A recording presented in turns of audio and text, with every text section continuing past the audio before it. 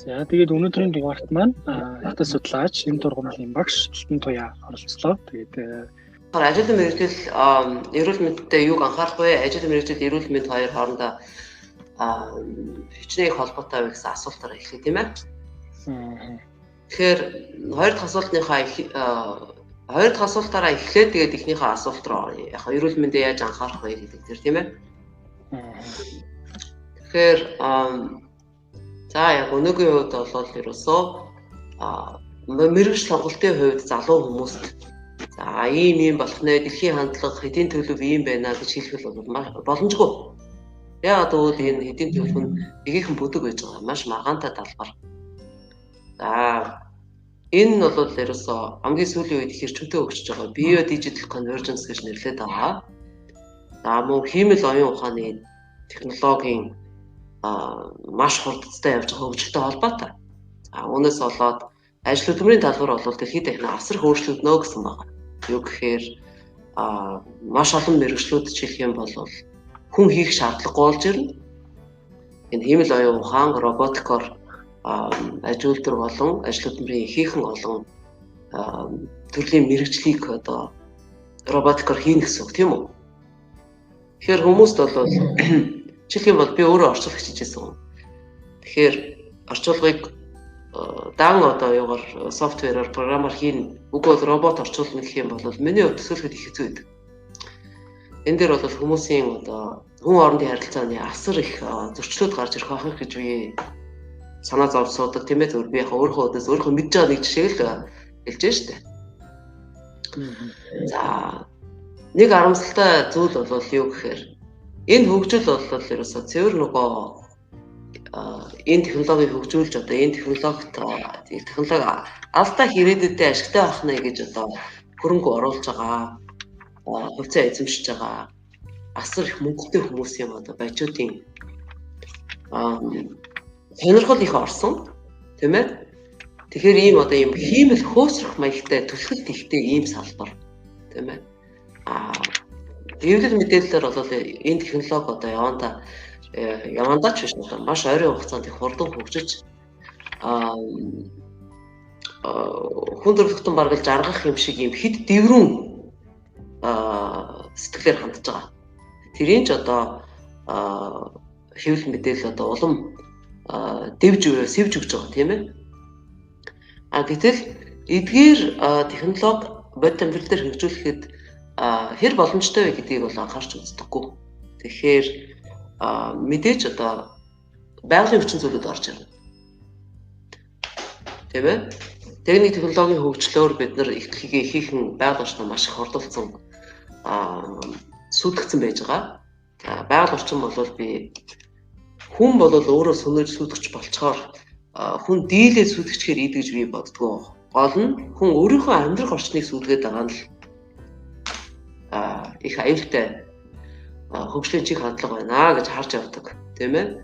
Тэгэхээр байгаль орчны гамшиг болоод ингэх юм бол байгаль орчны хүчнээс гадуур техник технологи гэж байж боломжгүй.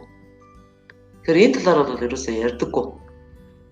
Энийгээ бол манай залуучууд ирээдүйн ажил мэргэжлийг сонгож явахдаа ихээхэн бодолцож үзэх хэрэгтэй. Чухал хүчин зүйл гэж анхаарах хэрэгтэй.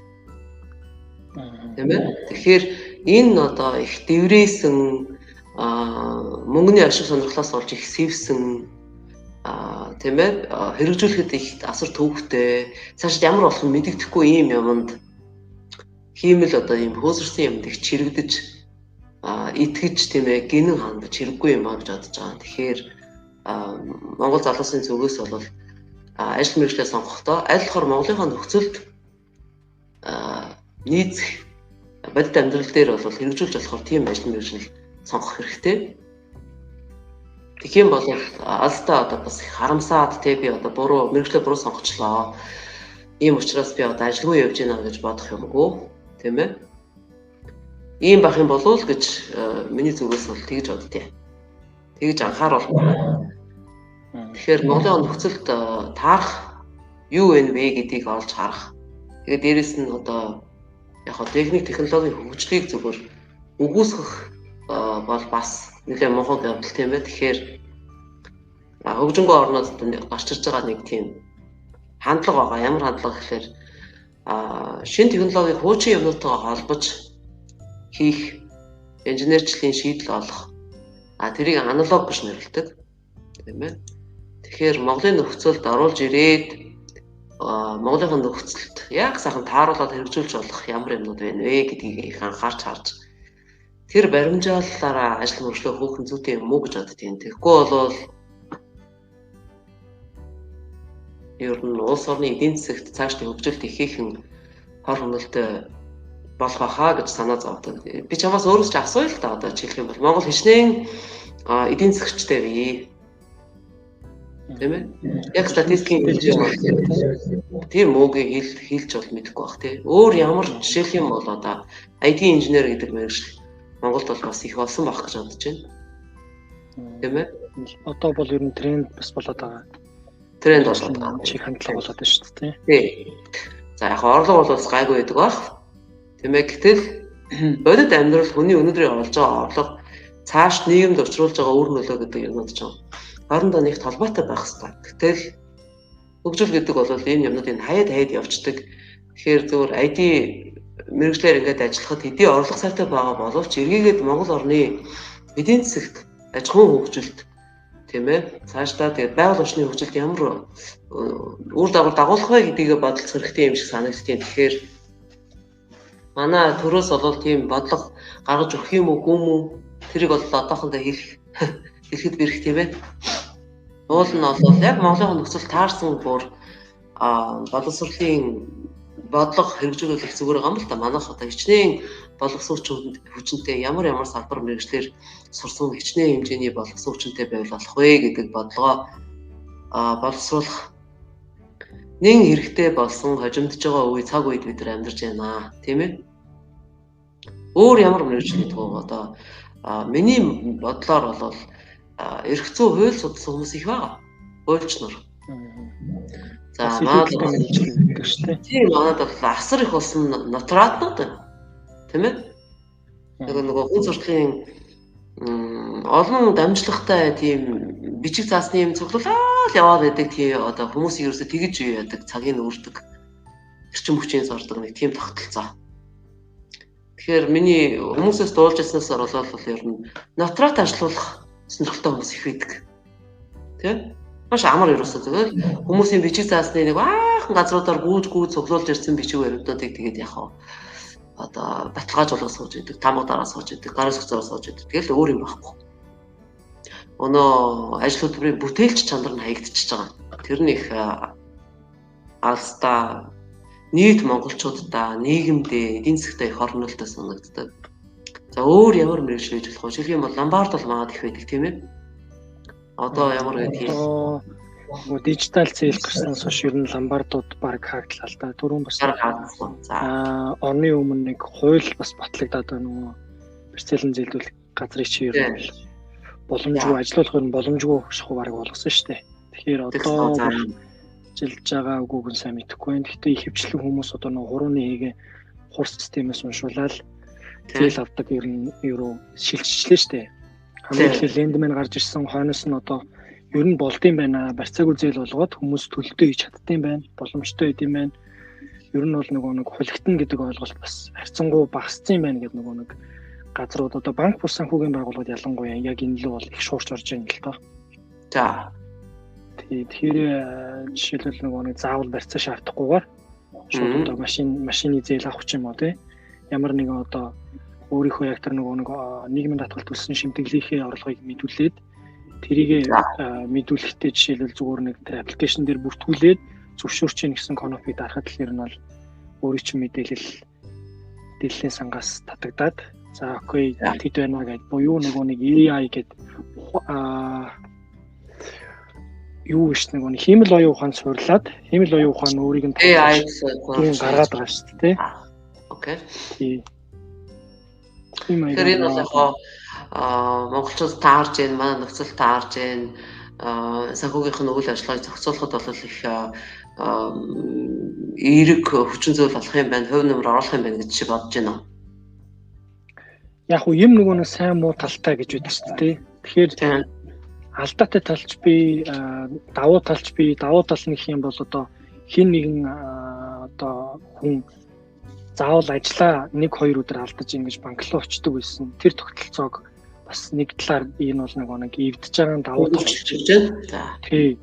Нөгөө талаараа яг хуу хитрхи их нэг зээлтэй болоод ирэх юм бол нөгөө хүн жишээлбэл одоо тэрийг санхүүгийн хувьд одоо жишээлбэл ямар нэгэн тооцоогүй те ерөөсөө нэг авснаа зарлах хэрэг хүн байх юм бол энэ бол бас л ер нь бол нэг гэр бүл нэлээд хэдэн гэр бүлийн амьдралыг сүрүүлэх хэмжээнд бас байгаад байна уу гэж харахаар.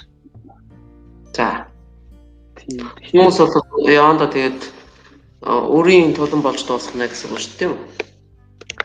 Тэгэхээр одоо нэг банкны төлөө нэг одоо амьдарч ирсэн бол банкнаас зээл аваад банкнд буцаагаад мөнгө төлж ийн гэдэг чинь бол банкны төлөө л ажиллаж байгаа гэсэн үг шүү дээ. Тэгэхээр яг нэг банк бусын төлөө бас ажиллаж байгаа хэрэг болчихж байгаа байхгүй юу? Ер нь бол. Тэгээ мөнгөчигээс ажилтдаг бах тийм ээ. Ингээд манайхан нэг юм хийхээр нөгөөдөл нь бүгд дагаж дуурайж хийх гээд идэг тэр над их тоогос нагдтыг. Одоо манайд бол одоо энэ йогийн багш хичнээн жолцсон бүүмүүд тийм ээ. Гүт. Йог заадаг одоо фитнесийн клуб хичнээн ч гэдэг юм бүүмүүд хичнээн бөөч гэдэг одоо бүүмүүд бараг тоогоо олдоо байлгүй тийм ээ. Одоо баг айл болгонд ер нь бол нэг байх нь бол одоо хэвийн үзэгдэл шиг болох гэж шүү дээ. Тий. Тэгэхээр тэр чи явандаа мэдгүй. Манай нийгэмд ямар нөлөөтэй гэдгийг бол бид нар читээр өнөөдөр олоо харж байгаад боломжгүй тэгэхээр зүгээр яхаа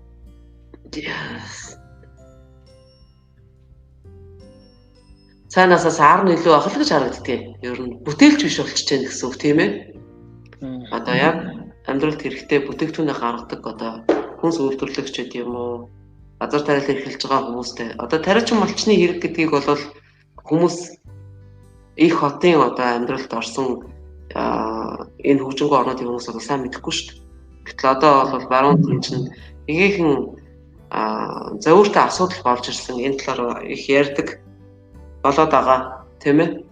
Ялангуяа энэ ковидны үед бол бас миний энэ амьдарч байгаа Австри гэхэд л одоо их оновчтой хордон харж богино хугацаанд хөөрхөн бодлого явуулж байна лээ л дээ тэгж байгаа харагдчихсэн.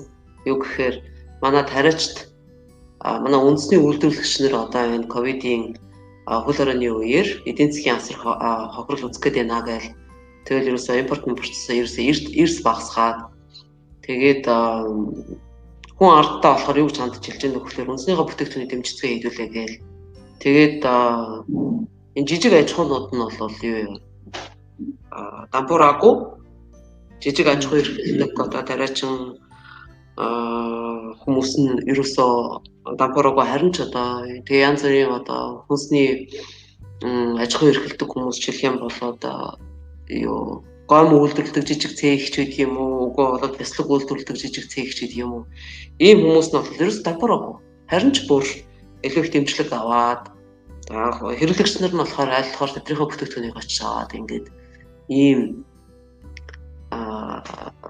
даасан зохицох маягийн хөдөлгөөн энд болж өнгөрсөн.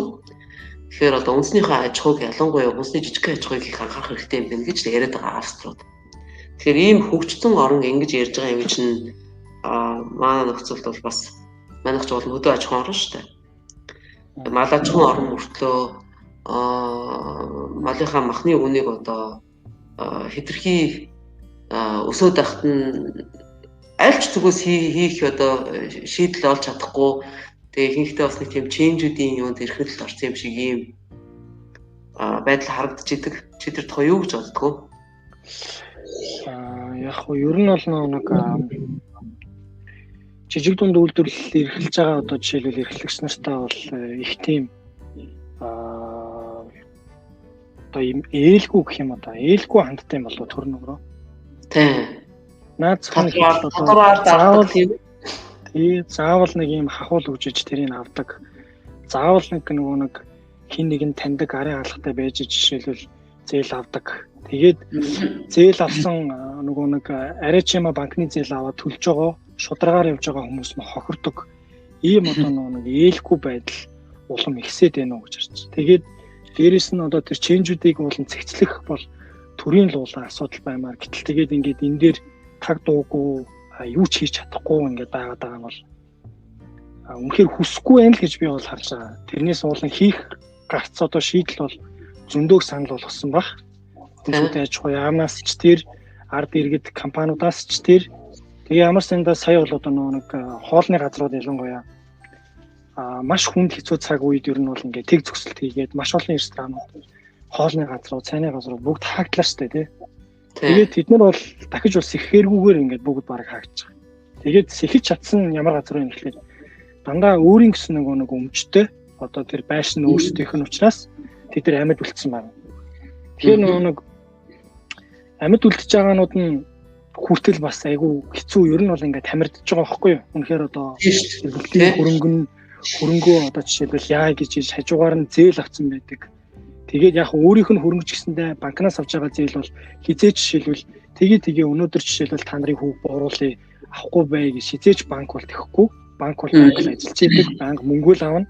Өгсөн бол мөнгө л авах хэрэгтэй гэдэг зарчим баримталж байгаа. Тэгээд энэ дээр ингээ нөгөө таг дуугүй байгаад байгаа нь бол үнэхээр одоо нэг бид нар ямар хүмүүс сонгочвоо, бид нар ямар одоо нэг засгийн газартай байгаад байна вэ гэдгийг бас нэг талаар харуулад байгаа юм болов. Тэгээд ард иргэд нь өөрсдөө иргэний нийгмийн оролцоо гэдэг зүйлээ ойлгохгүй учраас жишээлбэл энд ингээ нөлөөлөл үзүүлж чадахгүй байгаа юм л гэж хараад байна л да. Тэгэхээр нөгөө нэг дуу хоолой хүргэдэг нэг олонний танил ер нь нэг юм амбицтай нөхдүүд нь болохоор ингээд тэр иргэний нийгмийн оролцоо гэдэг юмыг жишээлбэл хэрэгтэй гэж харуулаад шуудангуудаа өөрсдөө тэр засаг дүр дээр нь гарангуудаа юу ч хийдэггүй тэгсэн хэрнээ ингээд тэгэнгүүт тэрийг дийлэнхээр юу гэж харж ийн гэхлээр ерөөсөө л хэн дуугарч одоо нөө попсон л тэнд бол ерөнхийдөө очтын байна тий. Шууд ер нь бол шудраг бас алгаал гэж харж штэ хүмүүс. Тийм байна. Тэгсэн мөртлөө амьдрал дээр хэрэгж байгаа бодлогод бол ямар ч хамаагүй тийм ээ. Тий ямар ч хамаагүй. Ярих юм бол аяг олоо ярьчаад идэг. Тийм ээ. Яг хүмүүсийн одоо амьдрал санаа зовоогоод байгаа тийм ээ. Шийдэгдэхгүй байгаа тэр зүйлийг яг олж яг товчийг олж дарчаад тэгээд тэрүүгээр олонний дэмжлэг авж агаад тэгээд эрх мэдэлтэй олонгуудаа хийсэн юм гэж байхгүй сууд тий тэр бол асар харамсалтай. Би энэ нөгөө эрүүл мэндийн сургалт эмийн ургамлын сургалт ингээд явуулж байхдаа оролцогч нараас ажигладаг зүйл байдаг л да. Юу гэхээр эрүүл амьдрал гэдгийг бол ерөөсөө өөрийнхөө амьдралын хэв маягтай холбож боддоггүй. Тийм ээ? Тэгэхээр монголчуудын хувьд бол яг хаа ингээд өөрийнхөө нөхцөл төрөөс таарахгүйгээр хүн амынханд бараг таалан хэсэг нь Улаанбаатар төглөөд ингээд суудсан. Ингэчээд Монголын одоо олон зуун жил шалгарч ирсэн өнөөдрийн мал аж ахуй эрхэлж ирсэн энэ соёл ахуй амьдралд ерөөсөө зохицохгүй хиймэл одоо нөхцөлд л ороод ийм одоо гадныхны хүчнүүдийн уулж байгаа эдийн засгийн иргэшээлд орж байгаа юм л та.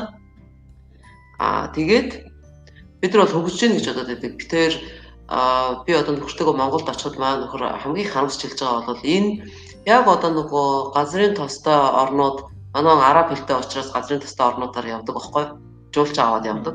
Жуулчны хувьд ч хийдэг. Яг одоо энэ Оман, Катар энэ гэдэг орнууд гарсан шиг ийм зохион бол хиймэл юутай болчих, эдийн засгтай болчих. Тэгээд энэ одоо нэг асар их үйл хөдлөх хөрөнгө ийм их барилга байршингийн одоо бүүм гэж ярьдаг тийм ээ. Барилга байршинд одоо хөрөнгө оруулах ийм эдийн засгийн үйл ажиллагаа хэнийг алддаг гэж байна. Тэрийг бол хүмүүс өсөлт хөгжил гэж ойлгоод байдаг. Ягаад гэвэл нөгөө гадны эдийн засгч нар нь тэгж хэлж өгч байгаа шүү дээ. Тийм ээ. Энэ одоо эдийн засгийн өсөлт гэж ойлгуулад байдаг. Гэтэл ясам дээр бол энэ чинь ерөөсөө өөрийнх нь эдийн засгт ямар ч хамаагүй ийм хиймэл одоо гадны биет үлгэрлж ярих юм бол хор тавдар одоо өсөж байгаатай адил юм тийм ээ. Тэгээд тухайн орны аж ахуй, улс ардын аж ахуй эдийн засгт асар одоо нөлөөтэй ажил хөдөлмөрийн талбарт их ихэнх сургууль нөлөөтэйгээр гасалж байдаг. Тэгэхээр сургалтанд орж ирж байгаа хүмүүсийн ерөөсөө эрүүл амьдрах тухай ойлголт бол маш энгийн. Ерөөсөө зөвхөн өөрийгөө бөөцөлөөл Улаанбаатартай байгаа л ямар нэгэн ажил эрхэлж байгаа шүү дээ. Мэдээж тэр ажлаа солио би өөр юм хий гэсэн бодол ерөөсөө төрөхгүй байгаа. Ерөөсөө тэмдэгээ зурлаад өөрийнхөө зүгээс бол өөрчлөх юм ерөөсөө юу ч байхгүй зүгээр Органик био гэсэн шошготой бүтээгдэхүүн гаднаас оруулж ирсэн импортын бүтээгдэхүүн авч тэгэл нэг хэдэн нөгөө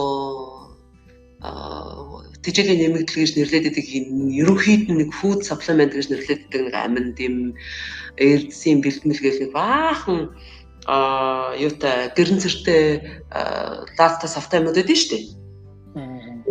Тэрийг нөгөө амбэгээр дамжуулж оруулж ирдэг. Ихэнхдээ бол Америкаас орж ирдэг юм шиг байна. Тиймэрхүү юм мэдээл тэрөөсөө тийм маягаар эрүүл мэндийн анхаарч өөрийгөө бөөцөлж болно, эрүүл мэндэд тоордож болно гэж ойлгоцсон.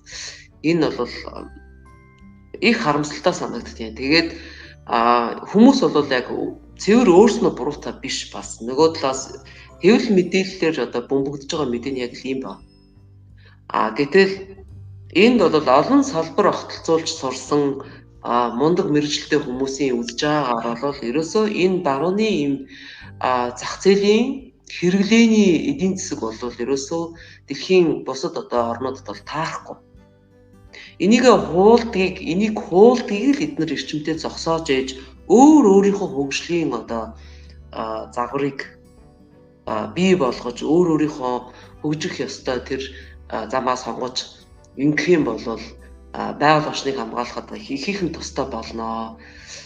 Тийм ээ цаашд энэ дэлхийн дулаар цөлжилт, хураашилт одоо улам их одоо ойр орхон болоод байгаа байгалийн гамшигаас мултрахад тийм ээ үүнийг одоо урьдчилан одоо урдаас нь одоо болиулахад тийм ээ энэ л их хэрэгтэй гэж яриад байгаа. Даанч ийм яриа бол монголчууд хүрдэггүй хүрсэн ч хүмүүс нэг тийм хандлагатай болсон юм байна. Өөрийн зүгээс хийж болох юмноо ерөөсөө олж хардаггүй болсон юм байна. Нэг бодлоо одоо бэлэнчлэх сэтгэлгээ гэх юм уу да. Тэгээд яг сургалтандаа хэлдэг юм бол би тэгж хэлдэг. Эн чинь буруу шүү. Хүмүүс мэн одоо ийм их газартай дэлхийд одоо ерөөсөө газар гэдэг юмны өсөглөн болчоод тийм ээ. Үл хөдлөх хөрөнгө газар гэдэг бол жишээ нь миний амьдарч байгаа одоо Төв Европын улс Австри гэдэг байгаа. Бүс нутгаараа бол Төв Европ гэж явдаг. Энд нэг хэдэн квадрат метр газар авахд л асар дийлдэхгүй юм тийм ээ. Тэгэхэд хүмүүс нь бол үнэндээ тийм мөнгө байхгүй, ээж аваасаа өвлсөн хөрөнгө байхгүй учраас газар авч чадахгүй улмаас заавал ихтэй сургуулиар явж мэрэгчлээ болж хоцорон газар явах цагийн ажил хийж амьдарч байгаа. Энийг бол ихэнх хүмүүс бол нэг тийм сайхан зүйл гэж боддоггүй. Тийм ч учраас энэ хөгжингөө орнууд бол сэтгэл зүйн хямрал, сэтгэл зүйн эмгэг их тархсан байна. Тийм ээ. Хүн ч өөрөө таавра өөрийнхөө хүссэн юмыг хийгээд явж чадахгүй болчихж штэ. Тэгэхээр нэг л химийн уудгартай өдрийн 8 цаг ажилладаг юм ажил яваад ах бол хүний хувьд бидний ойлгодог шиг тийм ажигл гэдэг бол биш юм бэ. Тийм ээ. Тэгэхээр ийм архаг одоо газрын дутагдaltaй болсон нөхцөлд Монгол одоо хаашаа харнаа газар байж байна. Гэтэл ерөөсөө яагаад ингэж төвсөрөн газруудаа шийдээд Улаанбаатартай бөөгнөрч суучаад орон нутгаа ингэ орхигдуулаад эзгүүдүүлчих чинь вэ? Орон нутгад очиж амьдраач ээ. Жижиг аж ахуй хөгжүүлээч ээ. Бүгдээрээ малчин болох боломжгүй. Угаасаа малчин хүний амьдрал гэдэг бол маш хэцүү. Малчин болно гэдэг бол хүссэн хүн болон хийж чадах ажил биш. Тэгтээ ногоо тойрох, моджуулах тийм ээ өөрийнхөө хүнсний ногоод адаг нь тарьж урааж авах тиймэрхүү шийдлүүдэд хайгаач. Тэгээд хөдөө орон нутгад одоо нөгөө малынхаа ойролцоо байж байгаа учраас малын түүхийн эдийг боловсруулах янз бүрийн санаачлага, аж ахуй хөгжүүлэх тийм ээ. Тэгэхээр сүүлд нэг харж исэн хоньны ноосоор барилгын материал хийж болно гэж чи харснуудыг тийм пост явуулсан тий. Тэгсэн харсан. Нүүр магур тий. Ийм маягийн юмнууд хөөх юм бол маш хэрэгтэй. Энэ ч л одоо эрүүл амьдрах. Тэрнээс биш зөвөр гаднаас ийм био органик гэсэн шошготой уудтай асар үнэтэй юм оруулж ирэл оруулж ирж байгаа худалдаач найдагчд бол тэр чинь бас тухайн орнууд юу одоо чинь Европоос л оруулж ирж байгаа бах. Тэр нэг Somtor гэдэг нэг тийм брендинг бүтээгдэхүүнүүд байдаг л та. Компани бол Чехих юм уу Словаких юм уу тийм компани гэсэн. Энэ бол Европтой бол бас нэлээд нэр хүндтэй. Тэгэхээр энэ Австрийн зөв баячуудын ордог юм Reform House гэдэг дэлгүүрүүдэд бүтээгдэхүүнээ яаж нийлүүлж зардаг ийм компани байж байгаа. Тэгэхээр тэрний бүтээгдэхүүнийг оруулаад мэдээж манайхан болвол энд угаасаа үнэтэй бидэг бүтээгдэхүүнийг улам үнэтэй болгож зарж байгаа хөтлөж би олоос тэгж таамаглаж идэг тий. Тэгэхээр тэр чинь бол ерөөс эрүүл амьдрах юм биш, зүгээр нэг хэдхэн мөнгөтэй хүмүүсийн л очиж худалдаж авах зүйл байхгүй юу? Гэхдээ нийт хүн амын маань эрүүл мэнд энэ ямар ч одоо хараа хяналтгүйгээр оруулж ирж байгаа хүнс гэсэн нэр зүүцэн боловч уул шугамдаа асар хортой ийм хятадын хүнс гэсэн нэртэй ийм хор ийм юм мэдж явсаар гад бид нар сүултээ үр удмаа үлдэх чадваргүй болох юм биш байгаа. Тийм ээ? Ийм л нэг маш гүн гүнзгий зовнил байгаа юм л да сэтгэл зүйн дарамт. Тэгээд энийг хүнд хэлэхээр манайхан юу гэж ойлгодгоо гэхээр чи жоохон бодит амьдралаас тасархаа юм яриад байна. Тэр надад маш эмгэнэлтэй санагддаг. Яг бол Монголынхан байж байгаа одоо хөдөө орон нутгатаа тархан суугаад хөдөлгөөнтэй нүдлийнхаа бал аж ахуйг яагаад хөөгөөд тэгээ хажуугаар нь бас холимог жижигхэн аж ахуй хөгжүүлээд ингээ явж исэн энэ өв уламжлалаа болохоор юу биш үлгэр ойлгоцсон. Харин одоо энэ хиймэл оюун ухаан Bio Digital Convergence Center гэсэн ээлтэй юм ярьж байгаа ийм барууны бидэрт юусаа хамаагүй хөгжлөгийг ойлгоцсон. Бодит амьдралыг ойлгоцсон. Улаанбаатарт очоод Монголын эдийн засагт ямар ч юу байхгүй үр бүтээлгүй тийм ажил эрхлээд тэрийгэ бодит амьдралыг ойлгоцсон байна. Тэгэхээр би юу ч хэлгээд байна гэхээр манайхан бол ихэнх юмны байрыг солиод ойлгоцсон байна. Энд их харамсаж байна. Өөр одоо барин солисон юм гэх юм бол одоо бас тийм биш. Одоо хүн машин дугарлаа гэж өсөрч бууж очиж шалгаад идэх тийм ээ. Жолооч нар машина дуурангууд энэ хаана юу болов гэж зогсоогоод буугаад шалгаж үздэг. Тэгсэн мөртлөө эрүүл мэндээрээс тэгж боддгоо.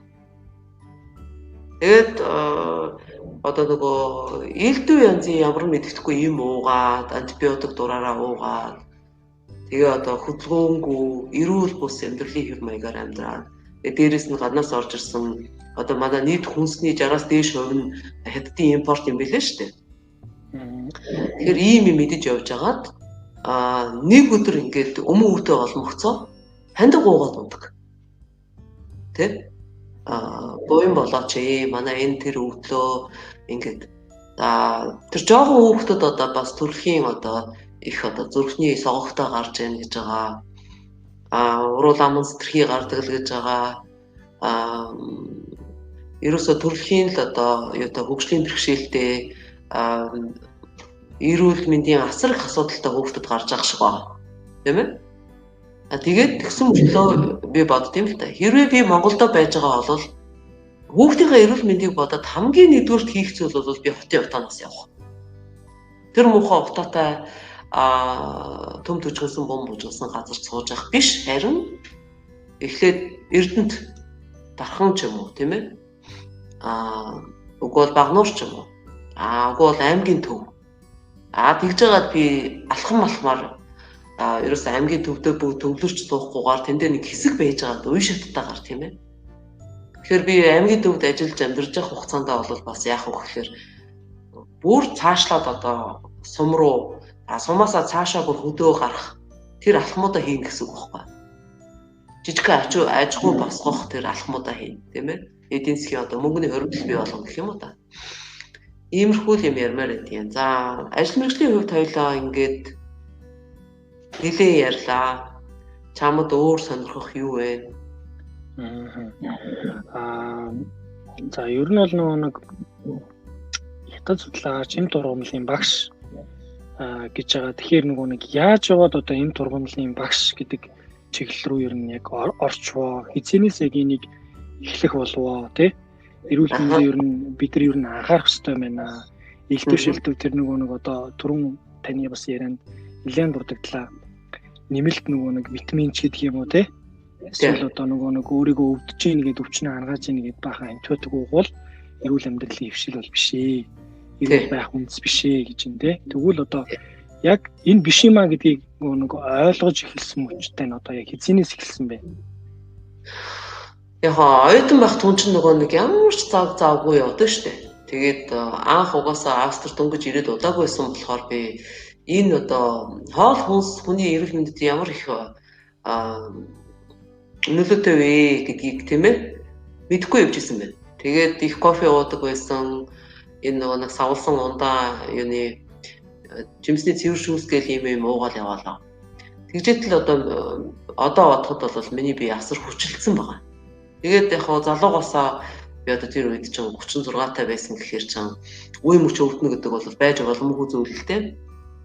Тэгэл ерөөсөө тэр үеэс йога хийж эхлээл сургуулаа төгсөөд бол хятад судлалаараа ажиллаагүй гэрийн идэвхтэй маягаар амьдраад хажуугаар нь зүгээр төр зүрийн орчуулга үгүй бол оройн цагаар монгол хэл хятад хэл заах гэх мэт ийм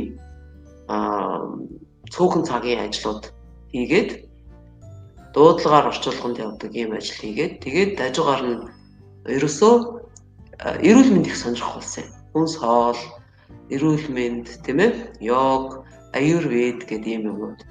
Тэгээд ингэж уншиж агаад би ерөөсөө аав маань ноолын хэмжээсэн бүр бага бахаас одоо ингээд номонд ингээд юу цэцэг урмал төгөө тавьчуулаад ингээд хатаачч болдог. Тэгээ энийгээ дараа нь альбом шиг болгоод гербариум гэж юм хийж болно. Гербариум гэдэг юм билээ л дээ орсоор. Хөдөө томилтоор явахдаа намайг жоохон багтаа их дагуулж явдаг байсан. Тэгэл машинаас буугаад иймч тийм урмал, тэрч тийм урмал. Тэгээд өөрөө орсоор одоо бурайд орсуудын хамтарч хийсэн Сибирийн болон Монголын эм турмал уламжлал төвд Монгол ангаа ухаанд хэрэгжилж исэн эм турмалууд энэ гэсэн ийм номнууд их цуглуулж уншдаг гэсэн аав маань. Тэгэхээр тэр юм сэргэж ирсэн л дээ жоохон нас ахаад ирэхээр тэгдэм үү би тэгж бодсон ер нь хүн 40 нас хүртлээ бол яг юу гэдэг юм бэ? Залуу хүний нэг тийм сэтгэлгээ бий юм хандлага амьдралд тийм ээ дандаа шин соргох юм хайж явж идэг. Тэгчээд 40-өрөөд одоо үндэс угсаа тийм ээ өв соёл одоо гэдэг юм руугаа анхаард юм байна илүү их тийм ээ шин соргог юм мод дэлхийн одоо хүчрхэг орнуудын хөгжил энэ гэсэн юм хөөх анхаарах биш тэрэнд одоо их ухаан балартаж одоо тийм ээ шүтэж биширч одоо энэч тэрч рокстар одоо энэч тэрч алдартай Голливуудын жүжигчин эдэр гэхээсээ илүү хөөх одоо нутаг ус мэн ч гэдэг юм уу хөөх ээж аав маань баг байхад ингэж ярьдаг байж үлээ гэд аяндаа хүнчд тэгдэм юм. Тэгээд л эм тургамал руу орсон доо эм тургамлын сургалтын цой гэсэн шийдвэр гаргасан. Нөхөр маань их туртаа тэмцсэн. Тэгээд нэг азтай юмны үг гэхээр би өөрөө бол өвснөгөө эм тургамлаа бол сайн тарихтаа муу нэг ч ер нь тэгээд нэг тийм жимс ногоо тариадэ гэсэн тийм сонирхол угаасаа таарах юм шиг байгаа. Тэгэхээр нөхөр маань ийм юм маш сайн хийдэг. Ном юу ногоо, жимс ногоогоо өөрөө тарьдаг. Тэгээд дээрэс нь эм тургамлуудыг маань өөрийнхөө хашаанд ингээд тариад өгдөг болохоор тэр тухайгаа уншаад судлаад ийм урмал байгаа шүү дээ. Одоо энийг чи хурааж аваад юу хийх вэ гэд ингээд тэгээд одоо урмлын давс ч гэдэг юм уу, уг бол эм тургамлтай тоос байдаг ч юм уу. Уг бол эм тургамал дарсан одоо архич гэдэг юм уу. Уг бол эм тургамлыг ингээ хатаагаад одоо ороогоод хатаачдаг. Тэгээ нэг юм нөгөө кубүүдийн хийдэг нэг цигар гэдэг нэг юм байдаг шүү дээ. Там гэдэг шүү дээ. Тэр шиг тэгж хатаачаад дараа нь одоо муу эрчим хүчийг зайлуулах мөн амьсгалын замын өвчнөөс хамгаалахад энэ их тустай байдаг гэж юм л да. Гэрийн агаар ариутгах энэ ийм зорилгоор эрчим хүчийг сэргээх зорилгоор хүмүүс юу яд тэрийг уугуулдаг. Нэг тийм уугуулдаг юм хийдэг ч гэдэг юм уу ингээд янз бүрийн одоо хийж болох юмыг болгоныг л одоо жоор хайж шинээр сэдэж олж энэ төр тэгж хийх дуртай болсон. Тэгээ тэрийг нөгөө сургалтандаа хүмүүст зааж өгдөг. За энэ хугацаанд сурсан юм гэх юм бол хамгийн нэгдүгээрт нь хүмүүс ер нь юу цээрлэх ёстой вэ гэдгийг бол аягүй сайн мэдж авсан. Аюрведийн ном судар уншиж байгаа, эрүүл мэндийн одоо номнууд уншиж байгаа.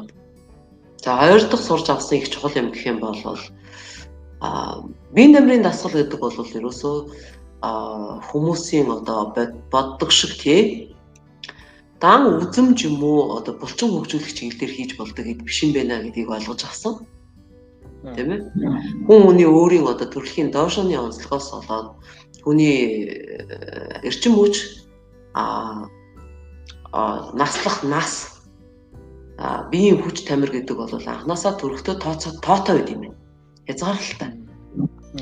Тэгэхээр өөрийнхөө доошог мэдэхгүйгээр их спорт руу орох гэж юм уу? Үгүй бол одоо нөгөө овоосон булчинтай олж хүн дурааж найз нөхдөйгөө дурааж ингэж явах. Энэ ерөөсөө эрүүл мэндийг сүйтгэх юм байна гэдгийг ойлгож авсан. За биеэ хөгжүүлэхэд хүн юу анхаарах вэ гэдгийг бас их сайн мэдэж авсан. За 3 дугаарт нь гэх юм бол маш чухал юм. Энэ элэг цэсний чулууг цэвэрлэх юм. Элэг цэсний чулууг цэвэрлэн гэдэг бол зөвхөн хүний бие махбодын эрүүл мэндтэй холбоотой биш. Бас одоо хүн одоо хар багасаа л хүрээлэн буй орчноос авсан ээлдэг одоо сэтгэлийг шархлуулсан сэтгэлд одоо уул мөрөө сүудрээ үлдээсэн ийм зүйлс байт юм байна. Ямар ч чухал. За энэ юмыг бол энэ хүний бие организм гэдэг энэ элгэнд одоо хураасан чулуундаа хадгалцдаг.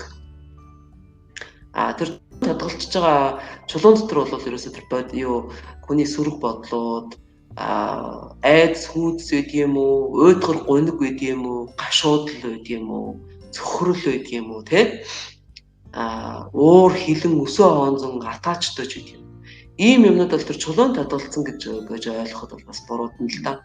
Тэр чулуу бол ингээд хүний биед орсон бүхий л төрлийн хорт бодисууд хүний эзэн уурган тэрийг бэхжүүлж өгөх маягаар уруулд ороод тэгээд ингээд чулуу бүрдчихдэг.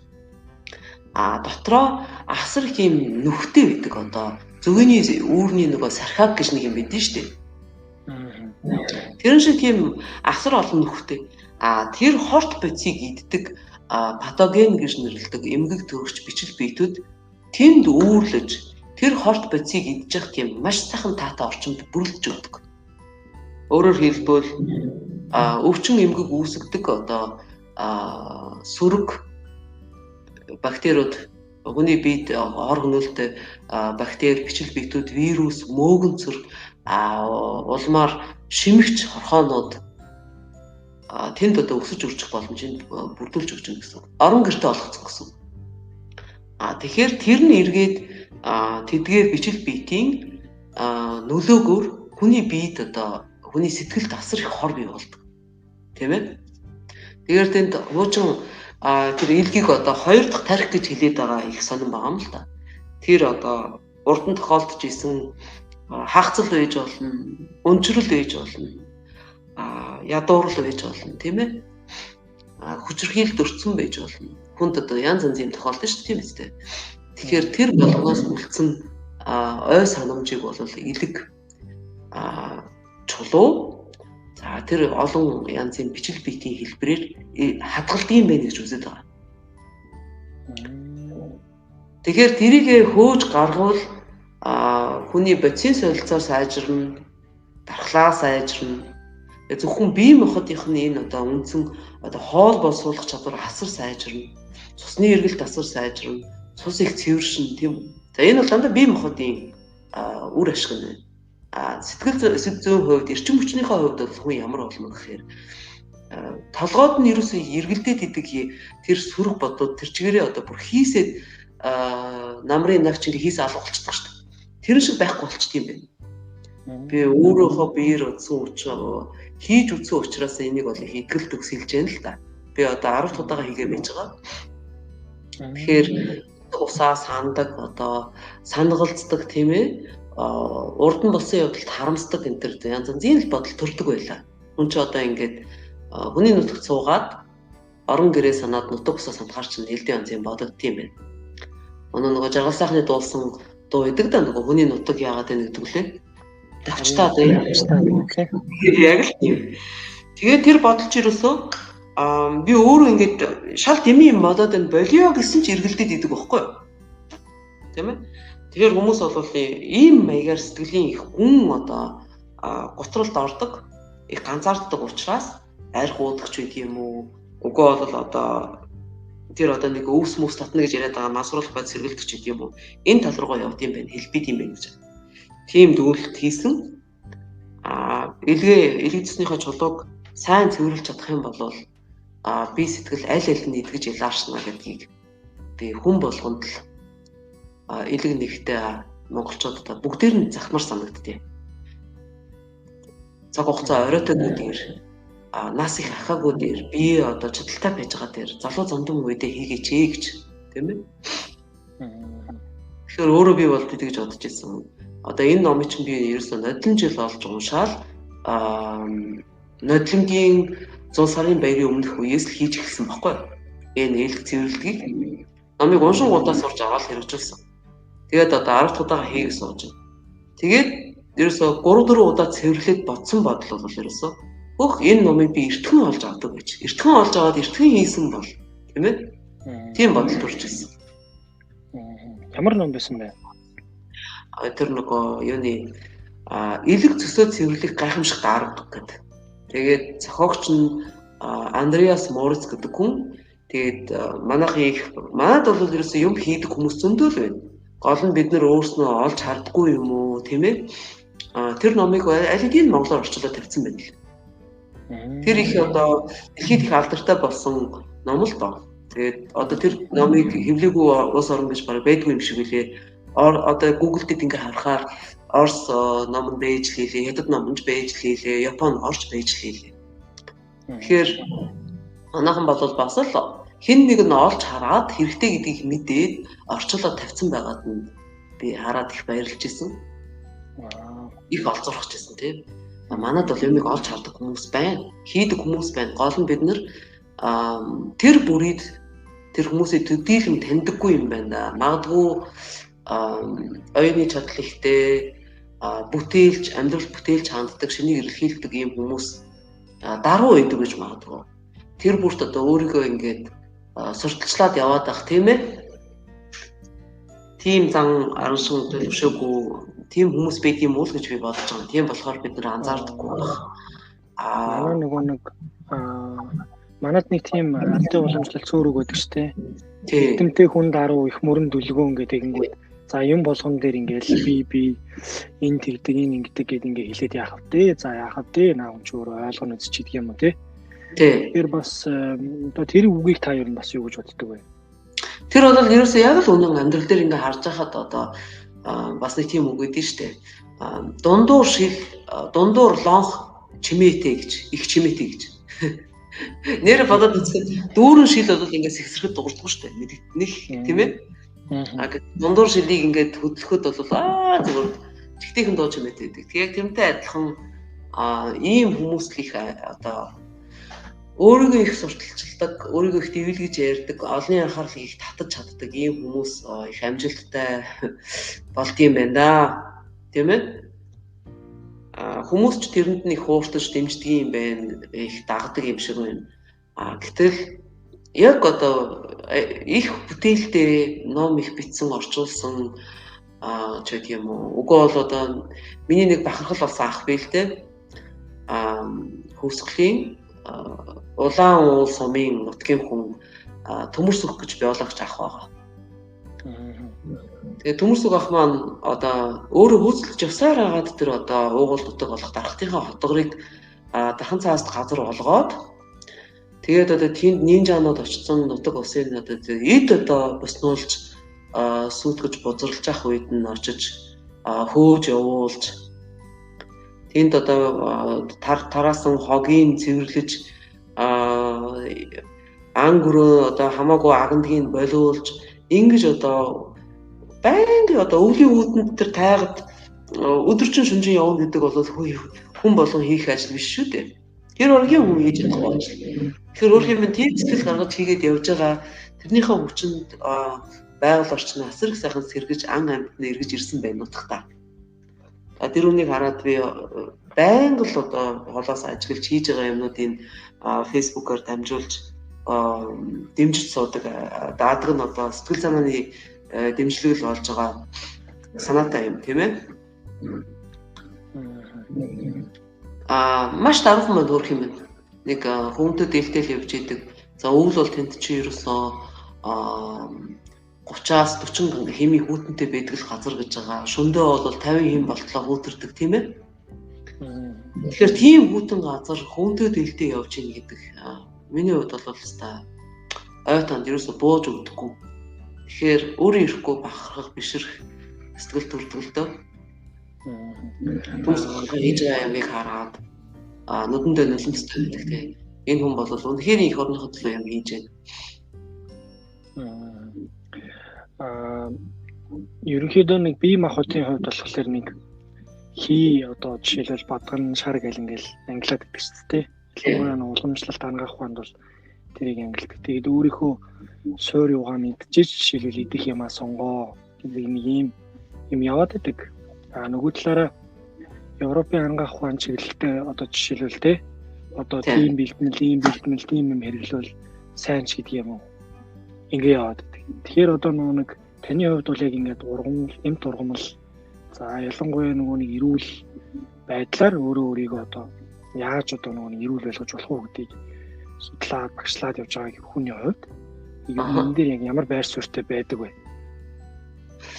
Энэ олон номнуудаас уншаад ойлгож авсан зүйл гэхээр ердөө анхаарах юм байгаа. Энэ food supplement гэж нэрлэдэг байгаа бэлтгэлүүд нь шүү дээ. Аминд юм эрдэс гэлдэг. Энэнийг бол хүн бол бидэд шингээж авч чаддаггүй. Яагаад гэвэл коллоидал чанартай буюу эрдэсийн чанараар байж байгаа. Минерал чанараараа байж байгаа том молекултай гэж байгаа. Том молекултай учраас хүний биед ерөөсөө ач тус үзүүлж чадахгүй, хүн шингээж авч чадахгүй. Ерөөсөө хоёр хөвлөр байдаг. Ихэнх нь ялгацаараа гаргацдаг.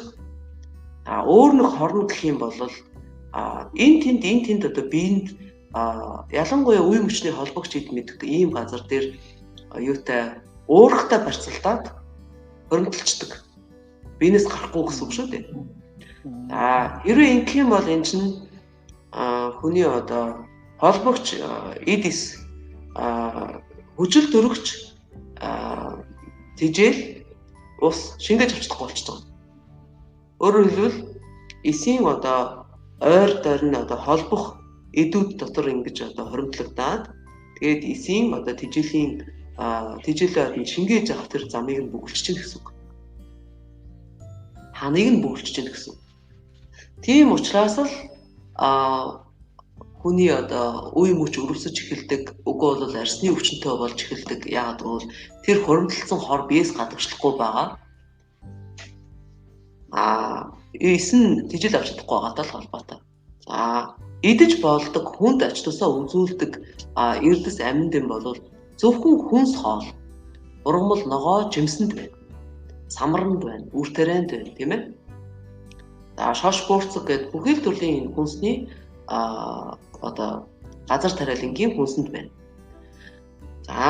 Ургамал энэ байгальд байж байгаа тэр коллоидал гэдэг эрдэс юмнуудыг шингээж аваад өөрөө боловсруулад ionicал болгоцсон байж байдаг.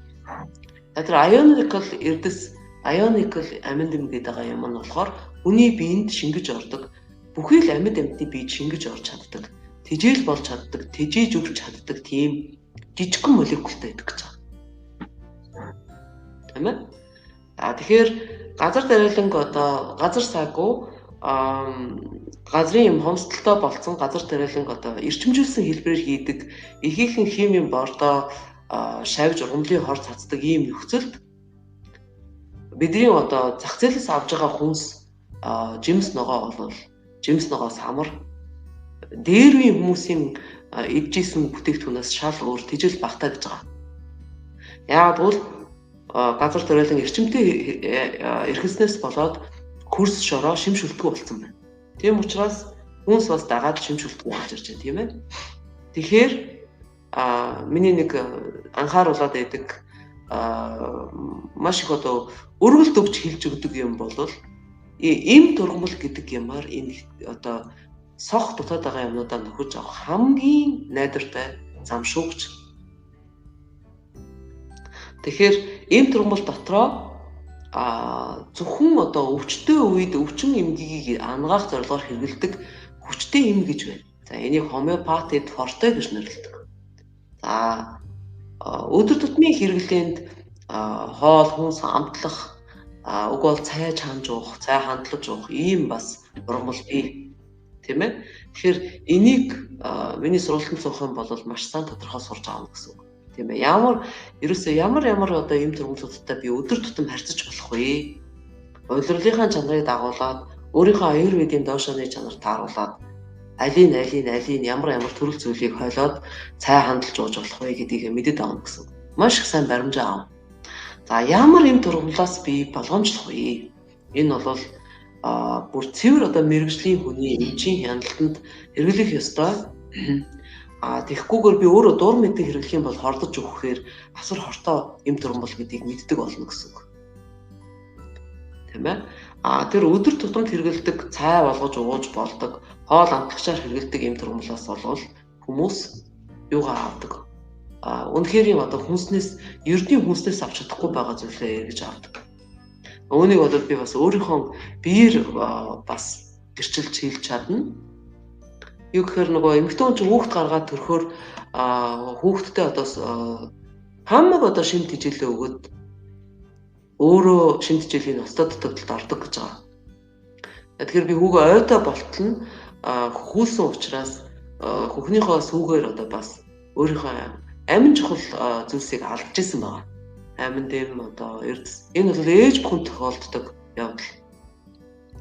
Тэгээ үгүй нэг ой хүртэл ингээ хөлөд байж хат бол миний үс их унсан хөмсөг сормоос их унаад уул нь бол би багын их тийм урт сормоостай их хөдгөн хөмсгтэй одоо юу гэдгийг нэг нүд ам болсон хүүхдүүд гэж ярьдэн штэ. Алаг нүдтэй энэ гэдэг. Намайг багаас нь их тэгж хөөрдөж өсгсөн тэрүүгээр их одоо найз нөхд маань хүртэл тэгж хэлдэг байсан учраас миний хувьд бол бас санаа зов морл байсан л да одоо ингээд одоо хөмсөггүй сормосгүй болчихно гэдэг чинь тийм ээ. Тэгвэл бүр юучгүй боллоо унцсан биш. Тэгтэл богинохон болцсон. Тэгээд энэ эм тургуулийнхаа сургалтанд яваад өөрөө бол яг ядраад байгаа эрчим хүчний дутагдaltaй байгаа энэ одоо шимт хичээлийн дутагдaltaй байгаагаа бол ерөөсөө бүр яг сайн мэдрээд тэгээд тийм сургалтанд явжээ.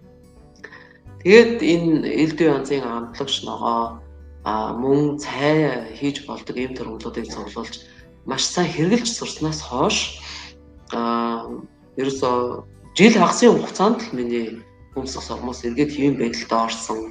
Ус маань эргэж хүн сэргэж ургасан. Хүний эрүүл мэнд ер нь хүний эрчим хүчний эрчим хүч нь хангалттай байж гэнэ үү эсвэл дутагдaltaй явж гэнэ үү?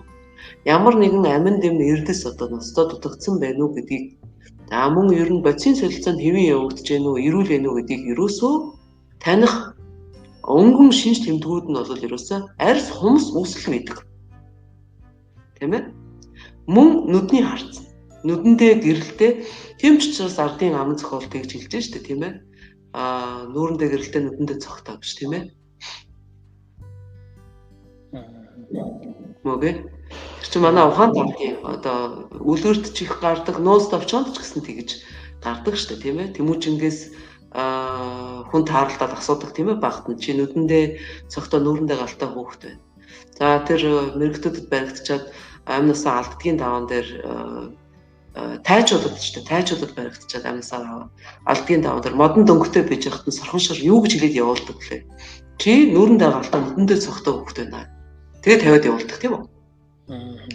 Тэгэхээр тэр эрдээрийн үеийн хүмүүс хүртэл мэдчихлээсэн байна ер нь.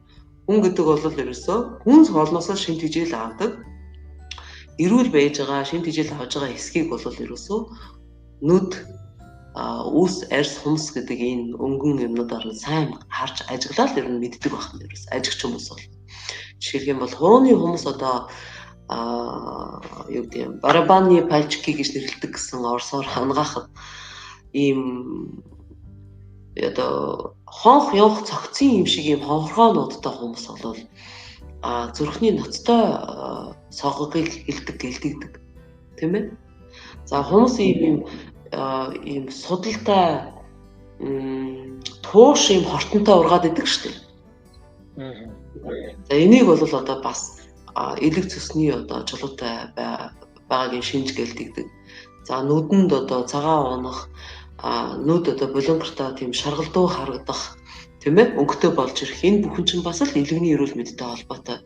За нүдээр ангахаар сайн явсан юм чи уламжлалтын эмчнэр бол нүдний хүүхэн харааг хараад өвчнийг оншилдог тийм мундаг шатартай хүмүүс байдаг л гэдэг. Тийм ээ? За хоёлаа одоо ингээд подкаст яриад хоёлаа боломж олдож байгаа дээр нь залуучууд юу цээрлүүлэх зүгээр вэ гэж чи чамд тэр сонирхолтой санагдахгүй байна уу? Ер нь бол нэг бид нар юу идэж болохгүйгаа мэддэг болохоос биш. Яг энэ л би л өөрийнхөө л ажиллаж байгаа юм л да. Тийм идэж болохгүй, юм идэж болохгүй гэдэг хэрнээ яг юу идэж болох юм гэдэг ингэнгүү тэрийг битсэн юм ховор гэдэг. Тэр нь энд одоо жишээлбэл энэ энтэйгээ зогцд юм уу, зогцдоггүй юм уу гэдгийг нь ч мэдэхгүй тэр сайн, энэ сайн. Тэрийг идвэл зүгээр, энийг идвэл зүгээр. Гэтэ энийг идэж болохгүй гэдэг юм одоо айгүйх байдаг. Тэгэнгүүт ялангуяа одоо жишээлбэл нэг хотоодны өвчлөл бол ер нь бол Монголд нэлээд гарчлаа. Тэгээд дээрээс нь одоо цусны чулуу гэдэг зүйл бол одоо зөндөө ихсчлээ шүү дээ. Бүр залуу үеийн онцлоо 10-11-тэй хүүхдүүд хүртэл цусны чулуутай болоод зүсөө авахулж шүү дээ. Тэгэхээр энэ яг юунаас болоод байна? Тэгээ одоо жишээлбэл ажил мэргэжил эрүүл мэнд хоёр ер нь хоорондоо яаж одоо холбогдож нэг зүв зүйтэйгээр ер нь байх ёстой юм. Энэ тал дээр бас та юу гэж боддог вэ? Ерөөсөө Монгол хүн одоо яг аюурведч болохоор амьтны гаралтай уураг айлахаар цэрхийг одоорой магц сүү цагаа идээд хэрэггүй шүү гэж байгаа. Тэгэхээр хөгжингөө орнуудад бол веганууд гэдэг юм их болсон тийм ээ. Монголд амьдарч байгаа хүмүүс бол энэ вегануудыг дагаж шуураад хэрэггүй гэж санагддаг. Аюурведийн үндсэн зарчим нь юу гэдэг вэ гэхээр хүн ямар нутагт амьдарч байна өөрийнхөө оноо нутгийнхаа бүс нутгийнхаа хүн соолыг хэдвэл зохистой гэж байгаа. Тийм ээ. Тэгэхээр ийм эрдэс урамсгалтай нутагт амьдарч байгаа. Тэгээд одоо бэлчээрийн мал гэдэг бол энэ хөгжингөө орнуудын тижээж байгаа нэрээр тарчлаасан тийм зовлогын махта зөвлөхгүй юм байна. Зөвлөх ямар ч боломжгүй. Тэгэхээр наата цаантай бодож үзэх хэрэгтэй. Монголд амьдарч байгаа хүмүүст бол бид нэг тийм л юм хэлмээр байна. Орон нутагтаа амьдраад идэвхтэй тэр одоо хүүтэн уур амьсгалтай орон гарн байнгын одоо хөдөөний хүмүүс чи ямар байдаг вүлээ? Тийм ээ? Босон суун орон гарн л байдаг. Олон янзын юм амжуулж хийдэг. Өвлийн хүүтэнд бол халуун гэрээс хүүтэн гадаа одоо 30 эмийн хүүтэн шуурхтай байж хаад гараад төлөөгөө оруулж ирдэг тийм үү? Тэгэхээр тэр хүмүүс ч бол олон зуун жил одоо эволюцийн хуулиар тухайн орчинд дасан зогсож ирсэн. Энэ л амьдралынхаа хэв маягаар амьдарч байгаа гэсэн. Тийм хүмүүс бол одоо анны сүүлийг нэг 3 дайны зузаан 3-4 хэрчээд халуун сүүдэд цаантай хийгээд идчихэд бол нэг тийм 3 даадын алга. Тийм ээ? Яг үл тэр хүн чинь хөдөлгөөнөөрөө амьдралынхаа хэв маягаар тэргээ шатаагаад шингэлж байгаа. Гэтэл би малчин Монгол гэчээд ямар ч мал хариулаагүй хөдөө орнолт амьдраагүй ээжиж Улаанбаатар сууж байгаа ээжиж байнгын одоо махтай хүн болоод ирээд яваад ямаргүй байна. Тийм ээ? За тэгэхээр чин баруунд амьдарч байгаа хүмүүс бол гадаад амьдарч байгаа монголчуудын анхаарах юм өөр вэ шүү дээ, тийм үү? Илт. Тийм? Монголд амьдарч байгаа хүмүүсийн идж жоох юм бол бас илт өөр. За сүүлийн үед их яригдж байгаа энэ А1 гэдэг уурхтай сүү асар хортой гэж. Энэ Европт байдаг үржүүлсэн сайлын чиглэлээр үржүүлсэн сүүний үнэний үйлдвэрийн одоо сүү гэсэн. Holstein, Emmentaler, Simmenthaler гэдэг үнэ. За энэ бол А1 гэдэг хүний эрүүл мэндэд асар хортой уурхтай сүү гэдэг. Энэ чинь анх Шинжландын их сургуулийн профессор Эрдэмтэн айл 90 оны сүүлээр 2000 оны ихэнх үеэр судлаад ном нь бол 2006 онд гарч ирсэн байна уу, тийм ном байдаг. Ингээд хамгийн түрүүнд Шинжландаас эхэлсэн тэгэл Австрали энтерт бодлоготойгоор А2 гэдэг уураг одоо эрүүл уурхтай сүү өгдөг үнэний үйлдвэрийг түлхүү үржүүлэх замаар нөгөө хуучин тэр Холштайн, Эментала гэдэг байсан өнөөнийхөө үйлдвэрийг байхгүй болгож байна. Хамгийн түрүүнд зах зээлд А2 гэдэг дээр бичгтээ А2 протеин гэдэг бичгтээ сүг Шинэ Зеланд, Австралиуд зах зээлд нэвтрүүлсэн. Улмаар наадах чи яваад Америкт зах зээлд нэвтрүүлчлээ. Одоо дэлгүүр үеийн хошоонуудад дэлгүүр хошооны лангуун дээр ингээ бэж идэг ердийн бүтээгдэхүүн болсон байна. Канадад бас хэрэгжүүлсэн байна. Европт одоо айжмаар тэгж эхэлж байна. Миний амьдарч байгаа хотод гэхэд нэг л дэлгүүрт ямарч байсан жилийн өмнөөс үзэгдэж эхэлсэн. Би олж хараад их ойшоосон. Тэгэхээр энэ дээр би юу ч хэлэх гээд байна вэ гэхээр Монголд эрчимжүүлсэн мал аж ахуй хөгжүүлнэ гэж оруулж ирж битгий эдийн засгаа нэрвэж. Өөрийнхөө одоо Монголынхаа нутаг дэвсгэрт дасан зогсож ирсэн, шалгарч ирсэн болон тэрэ өхөн хатан хамгаалаач. Энэ одоо хэвлэл мэдээллийг та нар ингээ хар бурайд туваад хөгжмийн клип ч гэдэг юм уу, үгүй бол баримт кино ч гэдэг юм уу. Ямар нэгэн хэлбэр хөдөө орон нутгийг харуулж байгаа зургуулыг хар та нар. Өөр Монголын бичлэгүүдийг хар. Ерөөсөө Монгол өхөр, Монгол хонь юм байхгүй болсон байна. Ялангуяа ямаа өхөр бол. Ерөөсөө дандаа за одоо хятадд бол мөнгө юу гэдэг нэртэй, Монгол үнэ гэдэг нэртэй сүү цагаан эдээ зардаг. Одоо хятад явдаг хүмүүс бол мэдж байгаа мөнгө юу гэж алдартай. Тэгээ тэр сүүний савн дээр тетра пак гэж нэрлэдэг шүү дээ тийм үү. Тэр савн дээр нь гадна талд нь юу гэж байдгүй гэхээр ямар үнэний зураг байдгүй гэхээр тэр нөгөө хар тарлан үнэний зураг байдаг Холштайн гэж. Тийм ээ. Тэгэхээр хилээд байхад ерөөсөн хүмүүс анзаарахгүй тоохгүй л яваад байдаг л да. Би юу гэж хэлээд байдгүй гэхээр хүүшээ манайхан чинь энэ Оросоос ингээд юуны хагас механикжуулсан сайлын үнэний фирм гэдэг юм байгуулсан юм шүү дээ. Нөгөө Оросуудын тусламжтайгаар. Оросууд хөрөнгө оруулаад барьж өгсөн. За маань тийм үнэний фермийн одоо дараагаар хөдөө хөөгдөж явж нэг 2 жил ажилласан учраас би өөрийнхөө нүдээр харж байсан учраас мэдж байгаа. Ямар төрлийн үнэ тэр бол бас дажгүй ферм байсан. Ямар гэхээр юуны Казахын Алатау гэдэг үнэ байсан. За Алатау бол тэр А2 гэдэг одоо эрүүл уурхтай сүү гэдэг үнэнд ордог. Тэр үйлдвэрт ордог. Хэдхэн янзын үйлдвэр байгаа дэлхийн хэмжээгээр тэр ховор одоо үйлдвэрт ордог учраас Монголын нөхцөлд бол бас хор хөнөөлтэй юм байгаагүй. Гэтэл өөр тийм механикжуулсан фермуудад болохоор Оросууд шар тарлан үнэ, хар турлан үнэ их оруулсан байна. Тэрийг манайхан ерөөсөө зах зээлд оронгуудаа ямар ч бодлогогоор хайцсан Монгол өхөртөө холилдод яваад байгаа. Одоо ингээ хөдөөний аймагуудын ингээд өхрийг ингээ харж хахад ингээд шар тарлан ялангуяа шар тарлан өхөр бол маш их тархсан байна. Өвөл доомод ороход их төвөгтэй байдаг учраас захын аймагуд болохоор айлтгахаар Монгол өхрөө Монгол чигээр нь байлгаж ах шиг байна. За сүүний гарц нь Монгол өхрөөс илт илүү байдаг учраас дандаа зах зээл рүү ойрхон төв бүсийнхаа нутгууд руу ерөөсөө шар тарламжсан юм байна гэж би харж байгаа. Дээр сүүлийн үед одоо монголчууд одоо сүү цагаан эдээгээ шингээж чадахгүй болж байгааг бол би ерөөсөө тэр өхрийн үйлдвэртэй холбоотой гэж бодож байгаа. Тэгэхээр нэгээ хэлэхээр хүмүүс ерөөсөө тоохгүй байгаа байхгүй. Улаанбаатарыг тойрсон төвийн аймагуудын хүмүүс бол ерөөсөө дэлгүүрийн цагаан эдээ авдаггүй өөрийнхөө малын сүү цагаан эдээг аваад эдээд уугаад явж байхдаа хүртэл ходоод гидсний одоо шархлаатай болох магадлал их вэ шүү. За энэ ямар өвчин хүнийг ямар өвчнөд болгодог вэ? Хамгийн түрүүнд нойр булчиргааны ноцтой юутай өрөвсөлттэй нойр булчиргааны өмнө үедээ олгочдөг. Нэгдүгээрт, хоёрдугаарт хүнийг олдмол чихрийн шижинтэй олгочдөг. За гуравдугаарт үе удам дамжин хэрэглэх юм бол одоо энэ Европын хүмүүс ч үе удам дамжин хэрэглэсэн байгаа шүү дээ.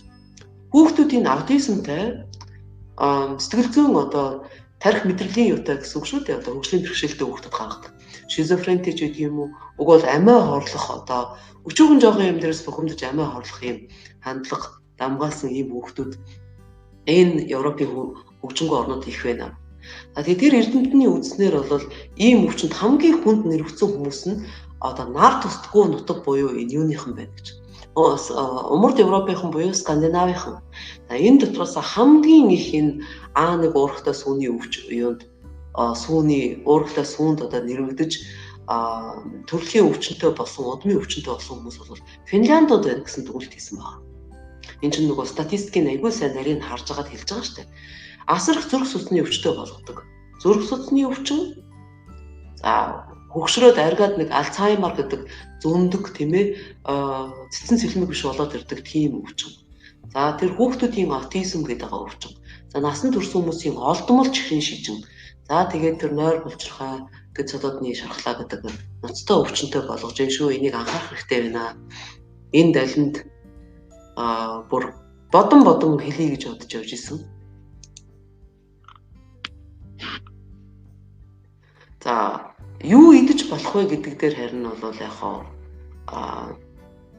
хүмүүсийг нь штэ чи түрүү хэлсэн дээ хүмүүс юу идэхгүй идэж болохгүй вэ гэдгээ айгүй сайн мэдээд байна гэдэг. Би энийг бол бас судлаа гэж бодож байгаа. Яа тэгвэл ингээд зориуд одоо юуны эдийн засгийн ашиг олохын тулд хүмүүсийг төөрөгдүүлсэн зөндөө юм шинэ юм зохиомжтой хэрэглээнүүдийг зах зээлд нэвтрүүлсэн байдаг. Мөн шинэ ойлголтуудыг. Жишээлх юм бол холестерин бол аюултай. Холестериныг дандаа малын гаралтай тосноос авна. Холестерины асуудлыг шийдэхийн тулд зүрх судасны өвчнөөр өвчлөхгүй тулд бол ерөөсөө ургамлын гаралтай тос хэрэглэх хэрэгтэй гэдэг баахан ургамлын тос гэсэн нэртэй тос зах зээлд яасан. Нийлүүлсэн. Тийм ээ? За тэгээд дээрэс нь энэ нэг аюултай маргарин гэдэг тосыг нэвтрүүлсэн. За маргариныг бол хүмүүс тэгээд үнэмшил ерөөсөө энэ ч юу холестеринтэй болгодог гэсэн зүрх судасны өвчтэй болгодог гэсэн гэл ерөөсөө юугаа хэрэглэхгүй цэцгийн тос урд нь хэрэглэж ирсэн цэцгийн тос за тэр одоо дулаан орнуудын хүмүүс ч болохоор энэ гүнжтийн үрийн тос үгүй бол тэр юуны наргилын самрын тос гэдэг юм хэрэглэдэг байсан гэж байгаа. Уламжлалт галтгоонд хэрэглэж ирсэн хоол унд хуурахад хэрэглэж ирсэн тос нь. За үгүй бол шар тос, үгүй бол цэцгийн тос. Гэтэл энэ юмнуудаа хүмүүс хэрэглэхээ болоод айгаад ингээд энэ маргарин аваад хэрэглээд исэн чинь жинхэнэ аюултай юм чинь энэ байсан байна гэж одоо ярьж эхэлж байгаа. За тэгээд хүний зүрх судасны өвчтөй болгодог эд чинь ерөөсөө тос биш юм байна. Харин энэ эрүүл мэндэд тустай гэж рекламдаж зараад байгаа маргарин юм байна. Хамгийн нэгдүгээр хоёрдугаарт ерөөсөө энэ одоо амьтныг тижиж үржүүлж байгаа нэрээр зовоож ташлааж агаад зовлогын зарж байгаа энэ махны үйлдвэрийнхэн байна. Тийм ээ? Энэ мах за тэгээд одоо энэ А1 гэдэг ийм эрүүл бус уураг ялгаруулдаг олон мянган жилийн өмнө ийм эрүүл бус мутацид орсон үнэний сүе юм байна. Ийм юмнуудаас болж хүний зүрх судасны систем бөглөрдөг. Асар их хэмжээний уурга одоо яадаг хөрөмтлүүлдэг.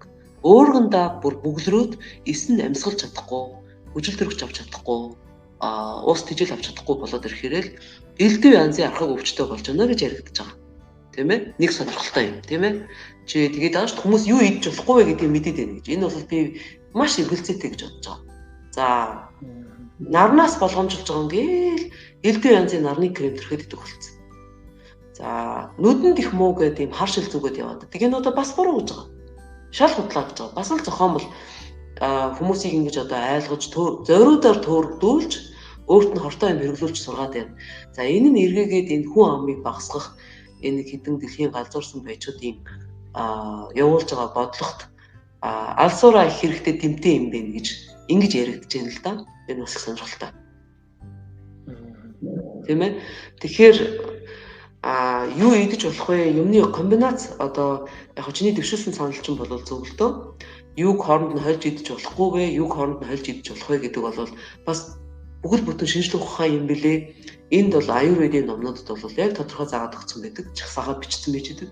Жишээлх юм бол малын махыг, амьтны махыг сүү цагаан эдэгтэй хольж ирүүлж болохгүй гэдэг.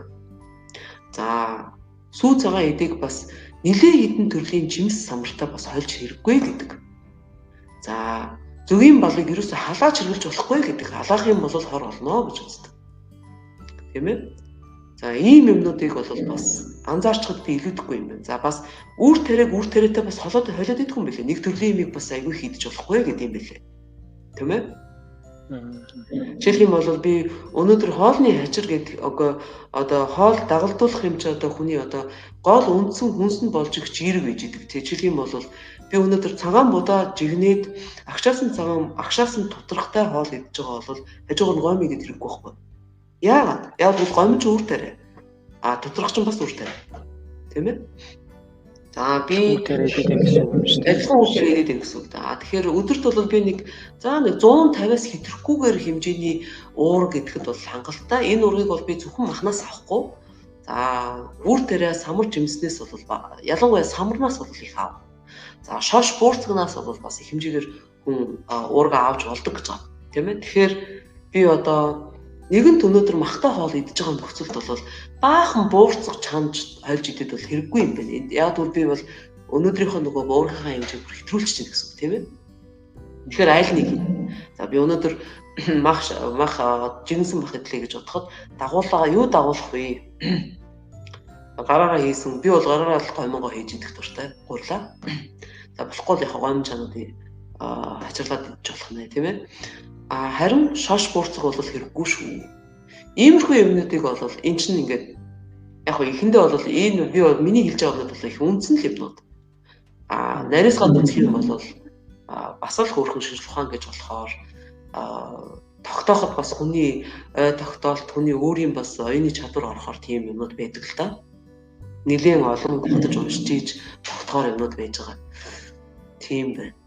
Нөгөө нэг таас нэг өөрийнхөө нөгөө нэг ер нь юуг нөгөө нэг анхаарах вэ? Юуг ер нь хэрэглэхгүй байх вэ? Нэг зөвлөмж өгөөч гэхэд над руу бас нэг явуулсан зөвлөмжийг би уншсан л та. Тэгсэн чинь өөрийн гараар хийсэн халуун шинхэн хоол идэх гэдэг ч тийм. Гэтэл ингээд яг үүндээ манай нөхцөл байдалд тэгээд ийм ороо бусгаа тэгээд дээрэс нь ийм хотод байгаа хүмүүс ялангуяа цаг гэдэг бол айгүй тийм нэг уралдаж нэг амьдардаг юм болчиход байна л да.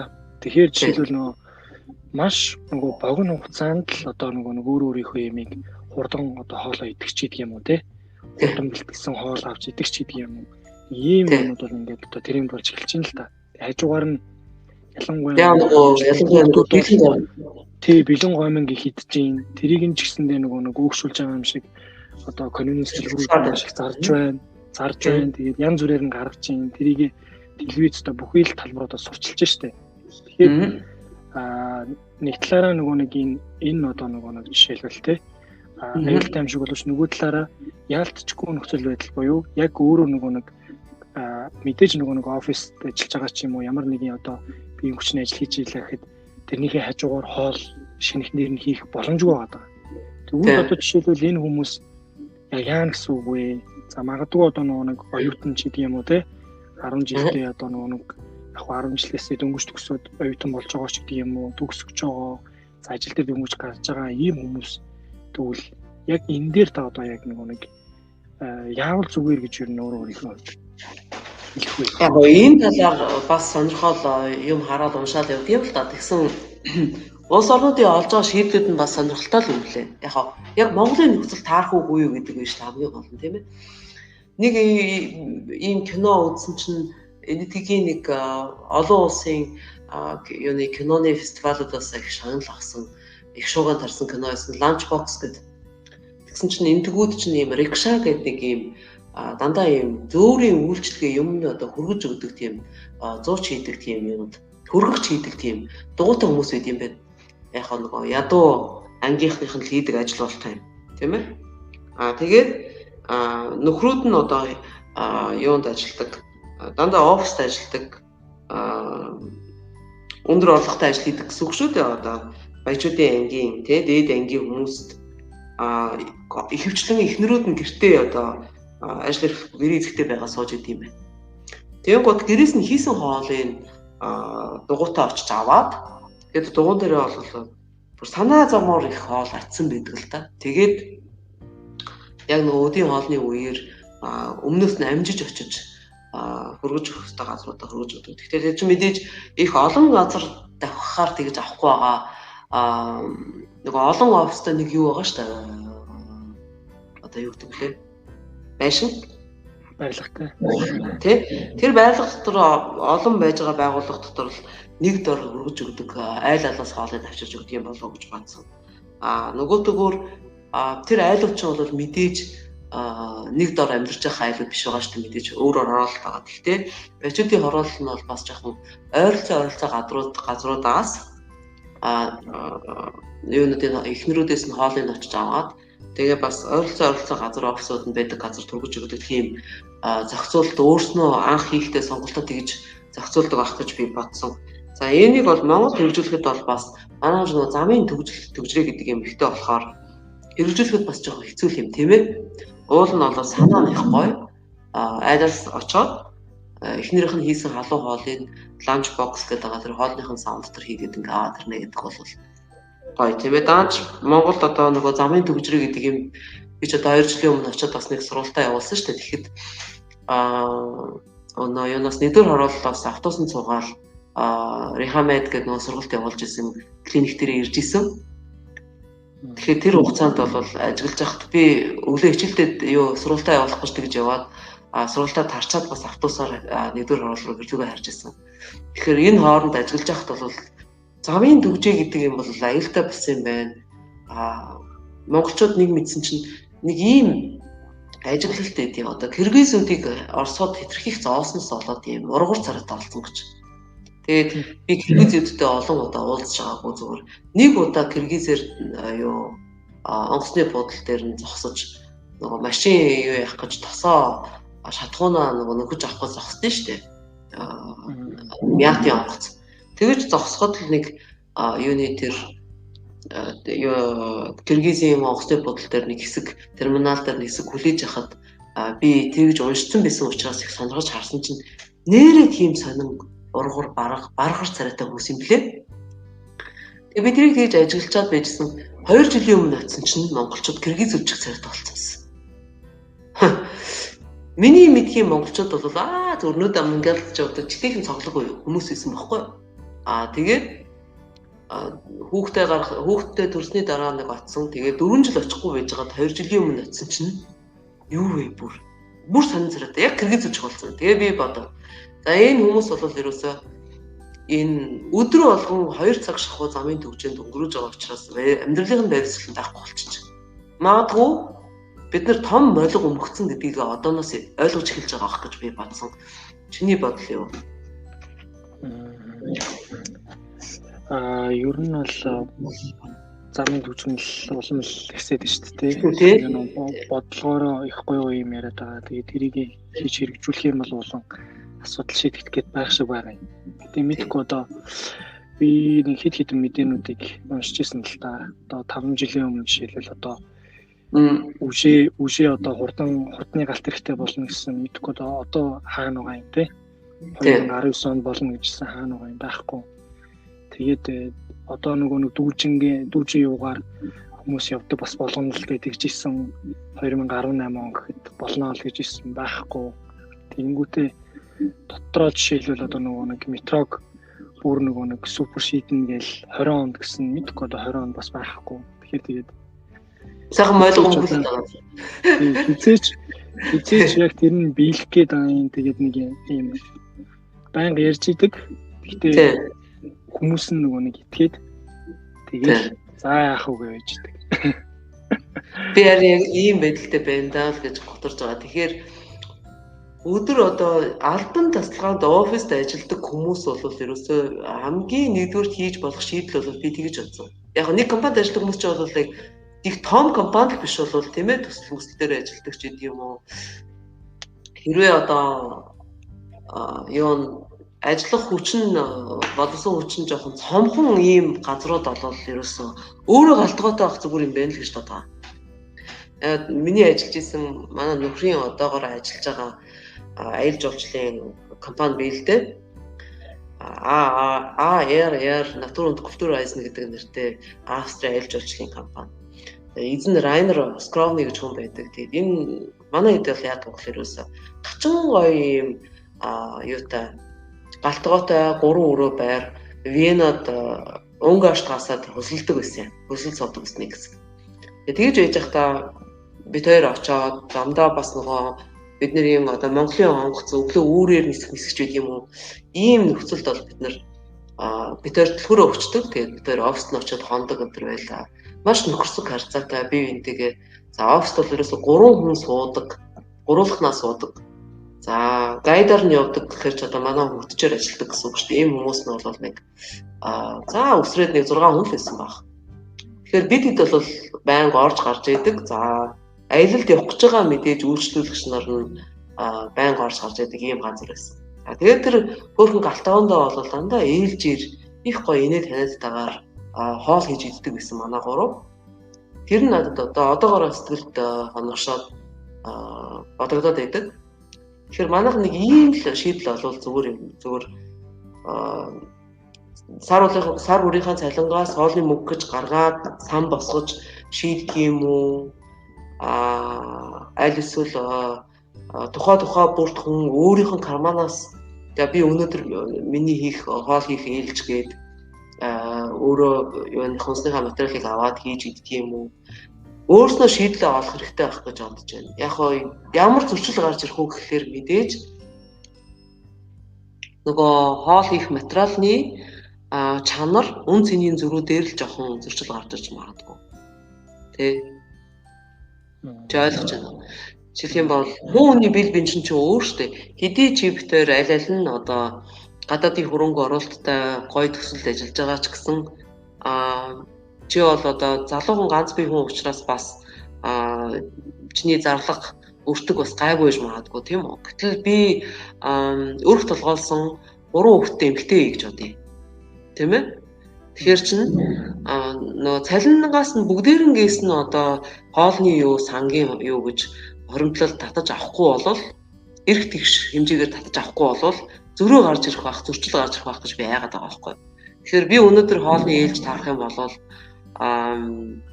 аль болохоор нэг юм хэм төсөр материал авчраад ингээ хоол хийгээд өгчлөө.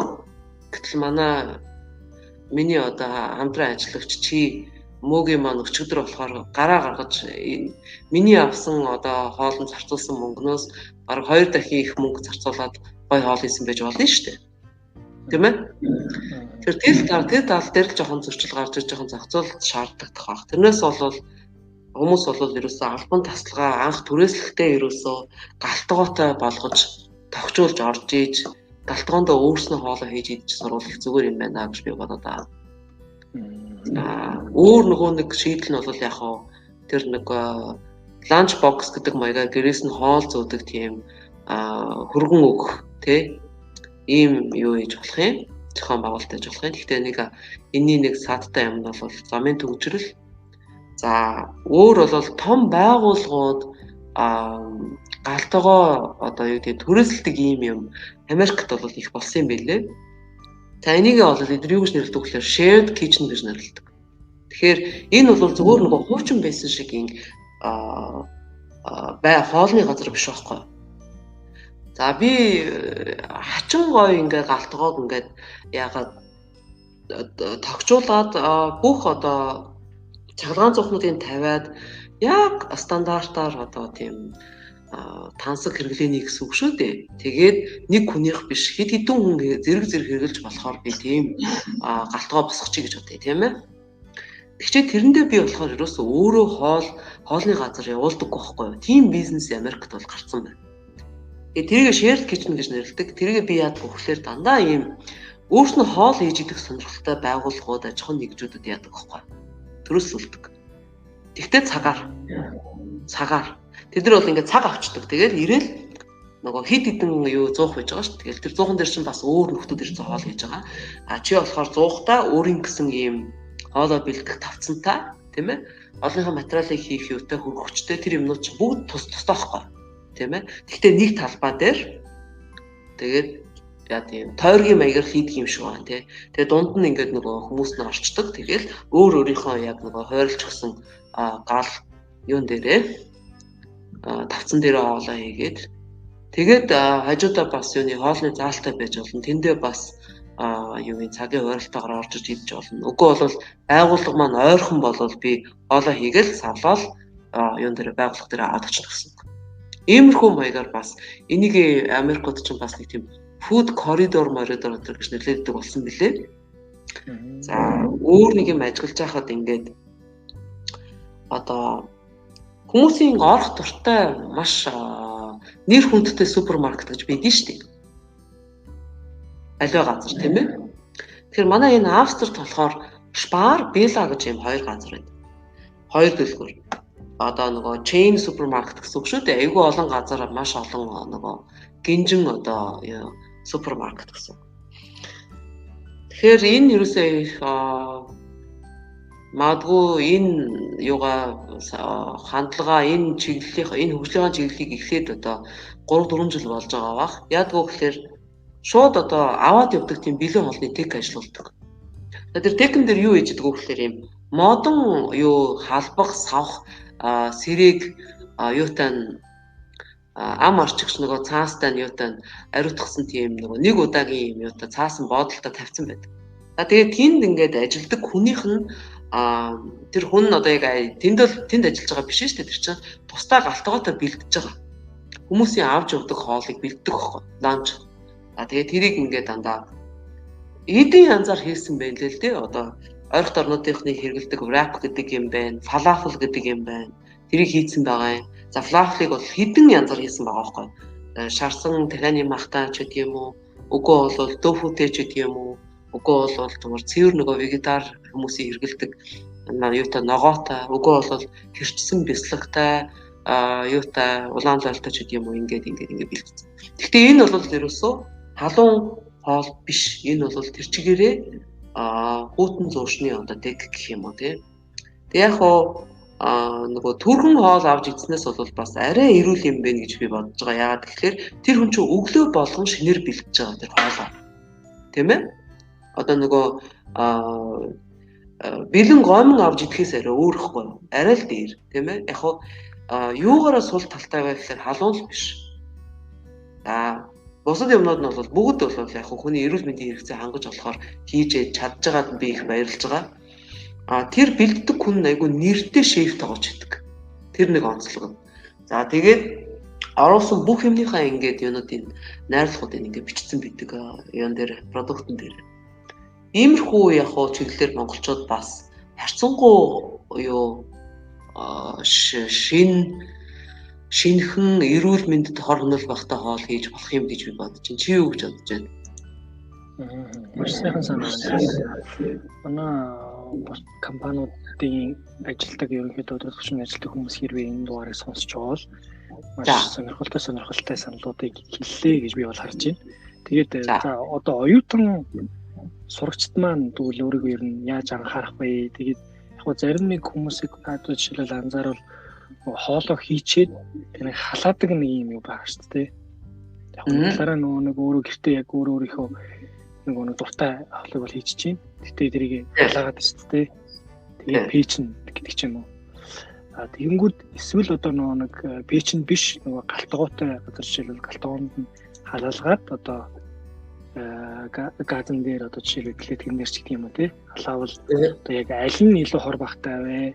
Ер нь эсвэл хоёулаа ер нь хортой гэсэн үг юм уу? Юу гэж ойлгох вэ ер нь? Тэр болохоор нөгөө бичил долгионы зоохыг хэлж байгаа тийм. Тийм. Шаргаш. Тэр бол ерөөсөө хэрэггүй. Тэрийг бол хэрэглээд хэрэггүй. Тэрийг бол ерөөсөө хатуу цорилох хэрэгтэй. Газын плитэн дээр бол хоолоо авчирд халаагаад идчих болно шүү дээ, тийм ээ? Тэг авч явдаг газын бэлддэг яг нэг аялал явж байгаа хүн шиг одоо сургууль руу аваад явах хэцүү юм да тий оюутнууд хэцүүлтэй. Тэ бол мэдээж нөгөө цахилгаан зууган дээр л хоолоо хийж байгаа бах тийм ээ. Болж игэл нь хоолоо уулна өөрснөө өглөө үүрээр юм уу эртхэн бас хийж бэлтчихэд аваад явцдаг бол бас болж л байна. Миний хувьд бол яг шүлтэй хоолыг бол барин шилэн тэгээд тавлаад аваад явчих шиг сайхан юм байдаг. Тэ? Одоо захмах дээр хүртэл одоо тэгээд банштай цай, бууз муузыг барин шилэнд хийцэн зараал явж идэг шүү дээ тийм үстэй. Тэгээд яг тэр шиг л яг Монголын нөхцөл таарсан юм бодоод байгаа шүү дээ. Тэгэхээр миний хувьд бол стандараа хэрвээ би хотод ажилладаг бол өдөр болгон бараг залхахгүйгээр авч явах бол ерөөсөө авч явах хоол бол мэдээж шүлтэй ногоотой шүлтэй л хоол тийм ээ. Ногоотой шүлтэй хоолныхаа хачрыг бол би юугийн гомингийн тусдан чанаад саунд хийгээд аваа явчихна. Угөө бол жигэнсэн тодоргой бас нэг жижигхэн саунд аваа явчихна. Шүлтэй ногоотой шүл маань эдийн янзаар ногоотой шүл хийж болно. Тэрийг болохоор барин шилэн тавлаад аваа явчих болно. Тэгээ тэрийгээ тэндээ очиод ямар нэгэн байдлаар цалгаан зохил хэрэгтэй болчиход байгаа байхгүй халаахт. Тийм ээ? Халаахгүй боол идэх гэдэг бол бас хэцүү шүү дээ. Ялангуяа манай нөхцөлд юутай махтай, тостой тэгээ шүлтэй хоолыг бол тийм ээ. Тэгэхээр оюутан хүмүүсийн хувьд бол нэр үнэхээр өргөдөлтэй асуудлаа шийдэхэд тий. Нэгэн газар авчид билет тавьчих болохгүй. Зүгээр өөрөө газын юм одоо нөгөө аяны зух шиг юм авч явах айн биш. Жохон төвөгтэй л болчихж байгаа. Тийм ээ? Нийтийн олонний газар ороод та энийг халаагаад өгөөчгөл тэрийг халааж өгч өгдөг тоогооч гэж хаа байдгийг тийм ээ? Тэр бол үнэхээр юу өөртөө асуудал. Яг нэг надад тийм л шийдэл бууж ирж байна л да. Яг сургуулиудад их сургуулиуд чи юу л байна ерөөдөө зай байдаг шүү дээ тий. Тэгэхээр магадгүй нэг зай талбайтай хэсэгт нь яагаад нэг клетик халаадаг тийм юм сурлаж болохгүй гэж тэгээ тэрийг нь халааж өгдөг нэг хүн байдаг ч юм уу тий. Тэр нэг тодорхой хэмжээний халаангуудаа нэг халаахад зурч гэдэг юм уу эсвэл тэгчвэл бас байж болохгүй биш байж болох юм шиг санагдлаа л да. Зөө. Тэнд чинь бол нэг их том талбай шаардахгүй 3-4 нэг дистралсан плетик тавиул хэрэг болох байх. Тэгэхээр чул баг. Тийм санаачлага өөрснөө аргуул тийм ээ. Тийм. Тэгээд тэрэн дээрээ хоол халаахт бол их удахгүй шүү дээ. Хийцэн хоолмж угаасаа. Тэгэхээр ээлж дараалалаараа холоо халаад идчихдэг бол тэр бол үнэхээр сайхан санаачлага болно. За тэгээд бас нэг цэрлэх зүйлсээр нөгөө кофе, хар цай тэгээд кофе, хар цай гэдэг бол кофеин, теин энэ гэсэн тийм одоо сэргээш хүний мэдрэлийн системд нөлөөлдөг төр зуурт одоо нэг сэргээж байгаа юм шиг тийм мэдрэмж төрүүлдэг юм ундаанууд байгаа. Эннээс зайлсхийх хэрэгтэй. Хүмүүс бол тухайн үед өөрийгөө одоо эрчим хүч авчлаа гэж ойлгодог. Ингээд төв дээр мэдрэлийн системд нөлөөлөөд ингээд толгойн сэрэг болгоод ирэхээр. Гэтэл бол энэ бол биднэрт ерөөс эрчим хүч өгж байгаа биш. Бидний ядаргаа альжаалыг тайлж байгаа биш. Харин бидний зайг шатааж байгаа. Бидний өөрийн эрчим хүчийг тэгж зарцуулж байгаа. Яаж зарцуулж байгаа гэхээр энэ сэргээш ундаанууд чинь хүний дархлааг их өдөөдөг учраас дархлаа өөрөө өдөөгдөөд ингээд идэвхжээд ирэхээр хүнд өөртөө тийм мэдрэмж төрдөг байхгүй. Хөх би сэргчлээ. Би эрчим хүчтэй болчлоо. Би ядрахгүй болчлоо ч гэдэг юм уу тийм ээ. Гэтэл яг цаагаараа бол үнэндээ биднэрт эрчим хүч өгж байгаа биш харин бидний байгалаас хэмжээ язгаартай зайсан эрчим хүчийг шатааж байгаа гэдгийг анхаарах хэрэгтэй. Energy drink тэр одоо нэг Red Bull энтергээд байгаа. За хийж үлсэн чихэртэй ундаанууд. Тэнд дотроос одоо хүний биед асар хортой нь бол сода гэдэг ундааг их онцлсан байгаа. Эдгээр зүйлсээс яагаад ер нь тэгээ дээрэс нь ариг сохтууруулах ундаа шаар ариг вино гэж нэрлэдэг усан үзмийн дарс. Эдгээрээс яагаад хүн зайлсхийж явах хэрэгтэй вэ гэх юм бол яг латинаар diuretic гэж нэрлэдэг л дээ. Шингэн хөөх чанартай байдаг. Тэгэхээр хүний шингэнийг хөөж одоо шээс алдуулаад эсийн цангахад хүргэдэг.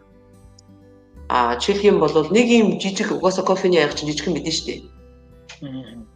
Тэгэхээр тийм жижиг нэг кофе уухад л дор хаяж 2 аяга цэвэр ус, шилэн аяга стакан гэж нэрлэдэг 2 шилэн аяга цэвэр ус уух хэрэгтэй гэж байна.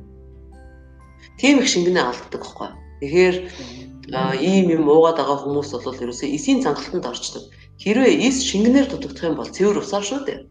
Тэгээ хүний эсийн цангалтыг тайлахад бол ерөөсөө цэвэр усыг эдгээр ямар ч ундаагаар оруулж болдгоо гэдгийг хүмүүс анхаарах хэрэгтэй. Энийг анхаарахгүйгээр цэвэр усыг дандаа өөр ундаагаар ингээд орлуулад ингээд орлуулж болох юм шиг ойлгоод уугаад яваад байх юм бол архаг одоо эсийн цангалтанд хүрээд биеийн маш их одоо хэврийн хэмжээгээр хүчилжчихдэг. Энэ бол аюул. Ингээд эрүүл мэндийн янз бүрийн асуудалтай болно. За хамгийн одоо удаан хугацаанд одоо хүн ингэж явж байгаад одоо хугацаа алдахад шүү дээ.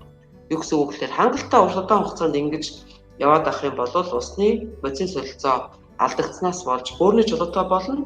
За мөн хавгандаг. За одоо ихэнх бүдүүн илүүдэл жинтэй хүмүүсийн таргалалт бол үнэндээ бол юу гэдэг гэж байгаа. Энэ усны бодис солилцооны хямралаас болоод их одоо эсэн цангаснаас болоод бөөр нь биенийхээ усыг хурааснаас болоод зүгээр хавганцсан байдаг. Тийм ээ? Сонирхолтойгоос мөгийг. Тэгээд ингэж хэлэхээр ойлгодгүй хүмүүст бол би бас нэг тийм шок шум маягаар хэлдэг л дээ. Чи кактусыг мэднэ үстэй. Тийм. Тэгэхээр кактус чи ямар хөрсөнд ургадаг, ямар нөхцөлд ургадаг гэж бодож байна. Элсэнд цөлд ургадаг юм тийм ээ? Монголоор бол аршийн нудраг гэдэг кактусыг. Аршийн нудраг гэдэг бол цөлд гантай одоо ерөөсөө асар хуурашилтай хур бороо ордоггүй ийм нөхцөл элсэнд ургаж байгаа ормол. Тэгээ ямар шохон биетэй байдаг вэ? Энийг бол мөргөстэй бандгар байдаг тийм ээ? Асар ус Мексикт их ургадаг тийм. Тий. За асар их ус хураацсан юм бандгар хэлбэртэй байдаг. За тэр нь тэрийг болохоор ботаникт суккулент гэж нэрлэдэг. Суккулент гэдэг нь болохоор ус хураах гэсэн чанартай. Ус хураагч гэсэн утгатай үг. Тэгэхээр ус хураагч ургамлууд бол дандаа хураа цөл газар ургасан ургамл байдаг. Тэгэхээр би тэгж л зөвлөж байгаа юм л да. Яг тэрнтэй адилхан хүн гэдэг бол ингээд цангаад яваад ахаараа би энэ усаа хуримтлуулаад тэгээд асар их одоо давсны донтой болдог гэж байгаа. За тэгээд юу бөөр нь одоо чулууж аа тэгээд сүүлдээ бөөрний дутагдaltaй болчихдог. Ихэнх бүдүүн тархан их одоо илүүдэл жинтэй байж байгаа хүмүүсийг ажиллахад бол ерөөсөө юм уухгүй яваад байдаг хүмүүс байдаг. Энийг анхаарах хэрэгтэй. За бүхий л нөөшилсөн лаазтаас автай шилтийн юмнаас холуур тавьж явж байгаа хэрэгтэй. Дэлгүүрийн лангуун дээр бол дүүрэн bijдэг шүү дээ. Манай дэлгүүрүүд бол ерөөсөө ийм ямар л дүүрэн байдаг тийм ээ. Элсэн чихэр элдв янзын одоо сукралоз юу ч хүлээ нэртэй сукралоз ямар юм нэртэй лээ. Баахан сонин нэртэй чихэр орлуулагч нар байдаг. Эднээс маш их болгоомжлох хэрэгтэй. Ерөөсөө хэрэглэхгүй байх хэрэгтэй. За яг хэрэглэж болох чихэр орлуулагч гэх юм бол халаагаагүй зүгийн тос за мөн тэр нөгөө хусны чихэр гэдэг байгаа. Зилитол гэж нэрлэдэг байгаа. Хус модноос ялгуулж авсан чихэрлэг амттай зүйл байна. За энийг бол бас л яг элсэн чихэр шиг тийм давс шиг цагаан юм байдаг л та. Энүүгээр орлуулж хэрэглэхэд бол хүний эрүүл мэндэд ямар ч хавнуулгүй гэдэг гэж үздэг. Цагаан давснаас бас их болгоомжлох хэрэгтэй болж өгвөл өдгийнхаа одоо бас 90-нд хийсэн цагаан жамс давс гэж үүдэг гэсэн шүү дээ. Тэгэхээр тэр хуурамчийн биш яг Монголынхон нутгаас зөө зохистойгоор гаргаж авсан жамс давс хэрэглэхээ анхаарах хэрэгтэй. Маш сайн жамс давс бол байгалийн эрдэстэй байж байгаа. За бүхий л одоо амттан нэртэй нэг сав багла бодолтой 90 мянга ер нь бол хүүхдүүд ялангуяа эмэгтэйчүүд одоо сэтгэл хөдлөлөөрөө хөдлөгдөг 90 мянга юмд дурлдаг иймэрхүү байдаг учраас хамгийн их хэлмэгддэг одоо хүн амын хамгийн их хэлмэгддэг давхар гэж явдаг л да. Дандаа энэ амттанд орчдөг. За амттанд бол хэрэглэгч ингээд хараат болоод дахиад идээд байх тийм элдв янзын бодиснууд хийсэн байдаг нано бөөмч гэж ах шиг тийм ээ. Тэгээд бусад хоруудын бодоод үзэх юм бол бас л хүний биед одоо асар хорхолтой зүйлүүд байж байгаа. Хамгийн нэгдүгээр нь тэр транс тос гэдэг байгаа нийлэг тос байна. За транс тос бол ерөөсөө гунцраас 2 молекулаараа л ялгаатай гэж байгаа. Тэгэхээр гунцар эзэнтэй адилхан. За тэгээд нийлэг амт өнөр оруулагч, хадгалагч, өнгө оруулагч бодиснууд. Тэгээд гений өөрчлөлт энэ төр гэдэг маш хортой зүйлүүд байж байгаа. За хамгийн их одоо цэрлж явж явах ёстой юмнууд бол шар буурцаг хамгийн их гений өөрчлөлт оруулсан төрөл зүйлд орж байгаа. Шар буурцаг гэдэггүй байх хэрэгтэй. Бас одоо тэр эрдэн шиш гэдэг байгаа. Гений өөрчлөлт оруулсан. Хэд хэдэн одоо үе шаттайгаар оруулсан. Ийм бүтээгдэхүүн тийм учраас эрдэн шиш шар буурцагнаас би холоорхон явъя. За тэр нэг өмнөд Америкийн үүр тариа гэдэг байгаа. Чиа гэж нэрлэдэг байгаа. Quinoa гэж нэрлэдэг байгаа. Энэ юмнуудаас бас холхон явах хэрэгтэй. За транс тос гэдэг юмыг байнга анхаарч авах нөлөөдөхгүй. Энэ эршимжүүлсэн мал аж ахуйгаас гарсан мах сүргэн өндөг ийм юмнаас болгоомжлох. Монголынхаа одоо уламжлалт аж ахуйгаар элчээрийн малын одоо мах сүүнээс бол учиргүй одоо цэрлж туйлширч яваад бол хэрэггүй, тааруулж идэх хэрэгтэй. Өөрийнхөө хөдөлгөөн, байж байгаа орчин, эрхэлж байгаа ажил хөдөлмөртөө бас яг зохицуулж тааруулж идэж болох юм тийм ээ. Хүүтийн юмнаас бол бас их анхаарч цэрлж авах хэрэгтэй. Ялангуяа энэ мөхөлц. За энэ мөхөлц бол өстой аюултай ортой зүйл. Тийм ээ. Мөхөлц гэдэг бол дотор нь юу хийж тодорхойгүй. Тэгээ дандаа их хэмжээгээр хятадаас оруулж ирдэг. Тэгсэн мөртлөө орс юм шиг дээрээ юутай бичгтэй тийм мөхөлцнүүд ууттай дандаа нөгөө хөлтөгч дотор байж идэг. Хөлтөгч нөгөө том хөлтөгчнүүд гудамжинд тавьсан тэгээл зараад идэг. Энийг их анхаарах хэрэгтэй. Энэ бол ерөөсөө л нөгөө аана гэдэг уургатай өврийн сүүг одоо боловсруулж хуураа сүүг болгосон. Тэгээ ийм хуураасаа найруулж хийсэн ийм үйлдвэрийн бүтээгдэхүүн байгаа шүү. Хуураа сүү гэдэг бол ерөөсөө сүү хуршихаараа асар одоо хортой протеинуудтай болдог. Хуршсан сүүний уурга гэдэг бол хүний биед асар тусгай зүйл. Тийм учраас мөхөлц бол эрүүл мэндэд хор хөнөөлтэй учраас хүүхдүүдэд ялангуяа авч өгөх боллоор хүүхдүүдэд хайрлаж яа нэрхлүүлж яа гэж ойлгоод байдаг боллоор гэж хэлмээр байгаа. Нэг кофений сүү гэж байдаг шүү дээ. Хуурай сүү. Тэр бас яг саяны энэ бол одоо бас л тийм юм явж байгаа. Тийм учраас кофений сүү мүү ерөөсөө тийм юм ерөөсөө хэрэглээд хэрэггүй болж өгвөл нь үнэхээр юм одоо за би кофенд орж гисэн өөрөө бас нэг айхтар туушрдаггүй хүн. Бид нар бол яг ийм fair trade-ийн Өмнөд Америкаас оруулж ирсэн маш гоё юм аялан үнэртэй. Тэгээ нөгөө цаад уугуул хүмүүсээ ерөөсөө хөдөлмөрийн надад шулж биш. Хүүхдийн хөдөлмөр оруулахгүйгээр аль болохоор нөгөө олон улсын эрхцээ стандартууд нийцүүлж ажил хөдөлмөр шулахгүйгээр уугуул иргэдийг хохирохгүйгээр хийсэн гэж явдаг. Тийм бүтээгдэхүүн л дээ. Тэгээд органик кофе гэж явдаг. Ямар нэгэн тийм одоо газар тариалангийн хор ороогүй гэсэн үг. Тэгэхээр ийм үрлэн кофег үрлээр нь аваад нөгөө килограммын уутаагаар авдаг. Тэгээд үрлээ нөгөө цаглагаан термээр ингээд термдээд тэгээд нэг юм Италийн кофе чандаг данх байдгийг. Дээдлийн салгаж аваад тэгээд доотлолт нь ингээд усын хийчээд тэгээд кофеныхаа аягыг дээрэс нь хийгээд тэгээд кофеныхаа аягыг шүүлтүр дээд. Тэгээд тэр кофеныхаа аяган дээрээ юугаа төмөр аяг байгаа шүү дээ. Тэрэн дээрээ нөгөө термдсэн кофегаа хийгээд тэгээд дээрэс нь данхныхаа нөгөө дээд хэсгийг ингэж эргэж татлаад ийм. За энэ бол яг юм эспрессо кофе гардаг. Маа нөхөр бол насан туршдаа ууж байгаа. Эндээ бол чигтийнхэн хайртай ийм эргэлээ. За ийм кофеноос нь бол би ерөөсөө чиргүү, сүүгүү, цэвэр ийм хар кофе, гачин гоё үнэртэй англин үнэртэй кофе байдаг л та. Энийг бол өглөө нэг ийм жижиг аягаар дүүрэнч биш. Тэг талаас жоохон технэр хийж нэг өглөө нэг уудаг. Өдийн хоолны дараа тэгж нэг уудаг. За яг одоо бол энэ 7 хоногт илгээ цэвэрлэх гээд бэлдэж байгаа учраас элэг цэвэрлэх гээд бэлдэж байгаа тэр 7 хоногт бол би кофе уудаггүй. За энэ instant кофе гэдэг байгаа найруулдаг кофе, бэлэн ууддаг кофенуудаас аль болохоор зогтож яваарай. Аль болохоор хатуу цэрлэхийг бодоорой гэж загтмаар байна. За галдууныхаа хэрэгслүүдийг бас их анхаарах хэрэгтэй. Ямар сав суулганд хоол хийж гин үү? Хуунзар юмд бол ерөөсөө халуун хоол хийж ерөөсөө болохгүй. Халуун хоол хийж болдоггүй төмөр савнууд бол зөндөө байна. Ялангуяа сүүлийн үед хятадаас орж ирсэн ийм нэгэн галтгансан төмөрөн юмнууд байдаг. Энийг бол боолж өгөөл нь бити хэрэглэж. Боолж өгөөл нь одоо ширмээр хийсэн төмөр сайтай тоогоо орсоос ч юм уу гадаад сууж байгаа амраг саднаасаа төрөл саднараа дамжуулж ч юм уу ингэж аваач. Энэ бол маш чухал хэрэглээ юм шүү дээ. Хойш нь тавьж болохгүй одоо амин чухал хэрэглээ тийм ээ. Хүнд бол их олон тоогоо аваад шаардлага байхгүй шүү дээ. Гурван янзын тоогоо бол харин болж өгүүлнэ. Элдв янзын хортой металл ороогүй Европын стандартууд нийцүүлж хийсэн ийм тоогоо шингатай байх хэрэгтэй байна. За энэ шаазан эдлэлээс хүртэл болгоомжлж явахгүй бол ийм хэцүү цаг үед бид нар амьдарч байна. Шаазан эдлэлд бол кобальт, хар тугалаг, кадмиум гэх мэт ийм элдв янзын металл оруулсан байдаг. Энэнийг анхаарах хэрэгтэй. За хуунцар савтай одоо усаа олвол бид нар чинь дандаа юм хуунцар, канистр, хуунцар пошхонд хийж хадгалаад байгаа шүү дээ. Уух усаа тийм ээ. Цагаан эдэг ч гэсэн хийж байгаа.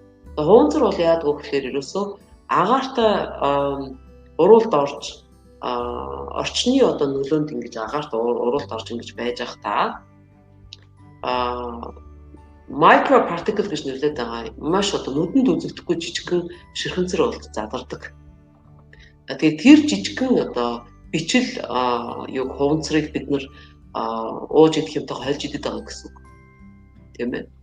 Тэгэхээр далайн амтан бол яг одоо далайн яруу далаад орсон хог хуунцар одоо сүүлдээ үүрээд унтсан. Тэгээд тийм бичил өөрөмгийн идсэн амтан ямар болцсон байдгийг бол бид нар интернетээс ороод харахад бол бишгүй их зураг байж байгаа. Нүд талтарн зургнууд байдаг л да. Үүний бие асар хортой. Хамгийн минь ингээ бөглөө хайчдаг, биенээс нь гардаггүй ийм зүйл хийж байгаа хуунцар гэдэг.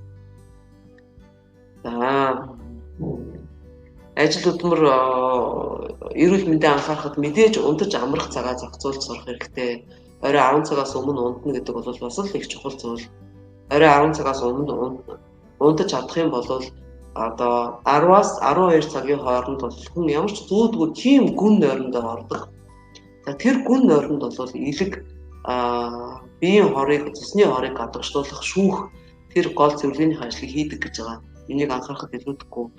Харамсалтай залуучууд дандаа 10-аас хойш унтаад байдаг. За 10-аас хойш унтаад байх юм бол ерөөсөө би биеийнхээ одоо хорт бэцийг гадагшлуулж чадахгүй байх гэж ойлгох хэрэгтэй.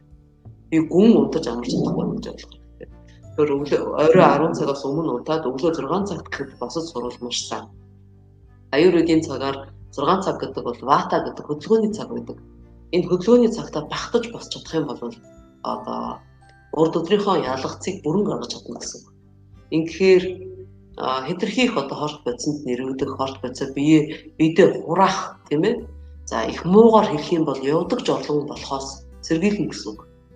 Сэргийлэх одоо маш үр дүнтэй арга. Энэ нарийн одоо нарны одоо юг нар сарны хөдөлгөөнд яг зохицуулсан ийм унтаж амрах юугаа байгалийн хэм хэмнэл зохицуулсан ийм хуурьтай байх хэрэгтэй. Энэ хуурь ерөөс алдахгүй байх хэрэгтэй. Өөр нэг тэр түрүү хэлжсэн хүн ингээд цангаад яваад байж болохгүй, цэвэр усыг өөр ундаагаар одоо орлуулж болохгүй шүү гэж. Тэгэхээр өдөрт бол 6-аас 8 шилээ аяг цэвэр ус бол заавал ууж хайдаг, доор хайж. Тийм ээ. Тэгэхээр спортын дасгал хийж байгаа биеийн температураар эрчим биеийн температураар хичээлж байгаа хүмүүс бол мэдээж үүнээс нэмж их уун гэсэн үг. За зуны эд халуунд бол үүнээс илүү их уун гэсэн үг тийм ээ. Ийм байна. За ус уухад бас анхаарах юм байдаг. Манайхан тэр болгон сайн мэддэггүй. Хоол идэхийн өмнө юм уу хоол идэхдээ ус уугаад ээж болохгүй шангаар нь. Аль хор хоол идэхийнхаа одоо нэг цагийн өмнөөс ядаж одоо нэг хагас цагийн өмнө нэг юм хоёр стакан цэвэр ус уусан байх хэрэгтэй. Хоол идж явахдаа айлхаар ерөөсөө юм уухгүй байх хэрэгтэй. Ялангуяа бүдийн хоол идж явахдаа хоол эзнийхээ завсарт хоол идж явах зууртаа юм уу дараад нэг ганцхан аяга халуун цаг ойрчилж ууж олно гэж байгаа. За ингэчээд ерөөсөө юу ч уухгүй байжгаад дор хаяж цаг хагас тэгээд 2 цагийн дараа эргээд одоо хэв хэмжээгээр ус ууж эхлэхээ гэсэн байгаа. Тэгээд буцсан ус цай ч гэдэг юм уу ийм. Бусласан халуун усыг ойрч ууж явах бас биеийн хорыг гадагшлуулахад их дэм болдог гэж ярих юм билээ. Тийм ээ. За хоол идэхдээ түүхийн ногоо, түүхийн жимс бас хольж идэхгүй байхыг анхаарч авах хэрэгтэй. Түүхийн жимс ногоо бол дандаа хоолны дундуур жишээлх юм бол өглөөний хоол, өдрийн хоолны дундуур 10 цагт юм уу 11 цагт. Өдийн хоол оройн хоол хоёрны дундуур 3 муу 4 цагийн үед идэхэд бол зөөр ах нэ. Жимсийг бол дандаа дангаар нэдүүл шингэцтэй байх нэ гэдгийг анхаарах хэрэгтэй. Түүхийн жимсийг орой үдээс одоо хойш бүр одоо 6 цагаас юм уу 4 цагаас хойш бол жимс идэд тусгүй гэж ярих юм билээ. Яагаад гэвэл хүний биед одоо их илжирэл язрал үүсгдэг ихийнхэн хий одоо гаргаж хүний хий доошоо хямраадаг гэж үздэг юм байна аюурведад тийм ээ. За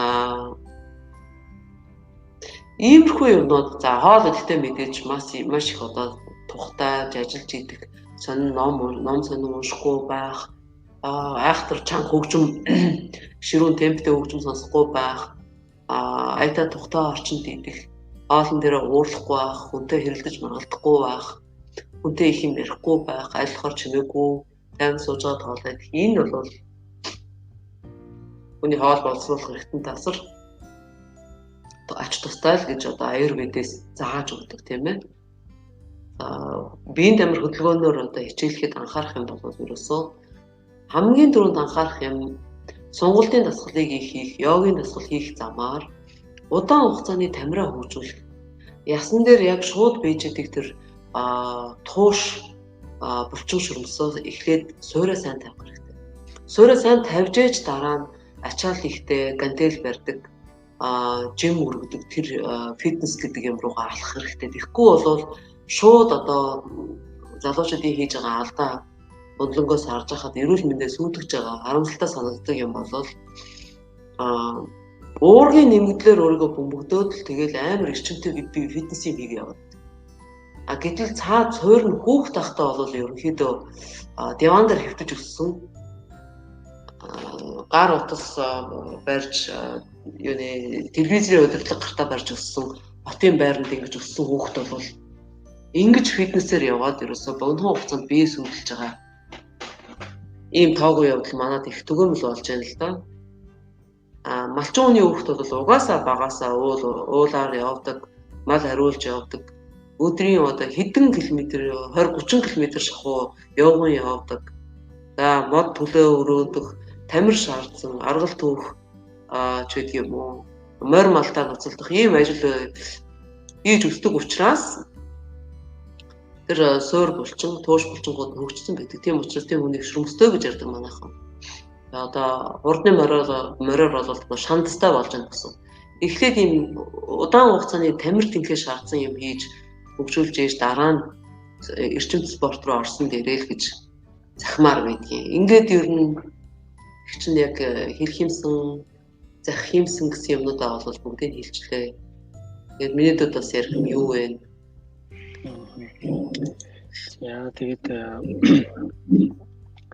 ерөнхийдөө бол маш олон нэг хэрэгтэй зөвлөгөө мэдлэг одоо нэг өгсөн ийм дугаар боллоо гэж харж байна. Тэгэхээр өгөх ухаанаар хандаад манай сонсогч нар манаас маш олон зүйлийг амьдралдаа хэрэгжүүлээсэй гэж хүсэж байна. Тэгээд дараагийн нэрээ сонирхолтой зүйлийг бас сонсогч нартай хэлэхэд энэ эрүүл мэндтэй, эрүүл амьдралын хөвшилтэй холбоотой ийм одоо цуврал жижигхэн нэг мэдлэг өгсөн дугааруудыг алтан туягчдыг ингэж хийхээр болж байгаа. Тэгэхээр дараагийн сэдвүүдээр бас илүү сонирхолтой. Тэгээд яг амьдралд нэг өөрөө тулаад яг ингэж гарцсан ийм ерөнхийдөө үр дүнг үзүүлж ийн гэдэг юм ингэж бас ярилцах байх гэж ерөнхийдөө бодож байна. Тэгэхээр дараагийн бас сэдвээр буцаж уулзах баха. Тэрэндээ бас нэр бодож байгаа. Тэгэхээр нэр нь хэрвээ тодорхойлчих юм бол хоёулаа дараагийнхаа дугаарыг бас хийгээд сонсогч нартай хүргэнэ. Тэгээд тэр булан бол маш одоо сонирхолтой бас булан байх болов уу гэж бодож байна. Надад хандаж залуучуудаа заах юм юу бэ? Тэ ийм боломж олгож өгсөн мөгөдүүд их баярлалаа. Хоол байж байгаа бидэнд бол бас Монголд юу болж байгааг их сонирхолтой байдаг. Тэр талаар их сонирхолтой юм ярьж гисэн. Тэрэнд их баярлалаа. Тэгээд хоёлаа цаашдаа бас ярьж байгаад тий манай Монгол залуучуудад эрүүл мэнд ажил хөдөлмөр мэргэжил гэсэн тал дээр одоо сонирхолтой юу вэ? Тэр болгоныг хоёлаа сонир сорохоор олж харж их чинь бас тэгж олж харж сонирхоор харж явжий. Тэгээд хоёлаа сурал маягаар ийм подкастын яриа явуулжээ гэж их баяртай байна. За тэгээд өнөөдрийн дугаарт маань хятад судлаач эм тургамлын багш Алтан Туяа оролцлоо. Тэгээд дугаар маань таалагдсан бол YouTube channel subscribe дараад Facebook дээр бусдад түгэж өгөөрэй гэж хүсэж байна. Тэгээд ямар нэгэн асуух зүйл байвал комментор эсвэл манай пэйж рүү шууд мессеж бичиж болно. Тэгэхээр ингээд бид дараагийн дугааруудыг хийх учраас та бүхэн маань цаг алдалгүй сонсорой гэж хүсэж байна. Тэгээд таны ажил хөдөлмөрт өндрөөс өндөр амжилтыг хүсье өрөөё. Их баярлалаа. Дүүтэй ч гэсэн амжилт хүсье.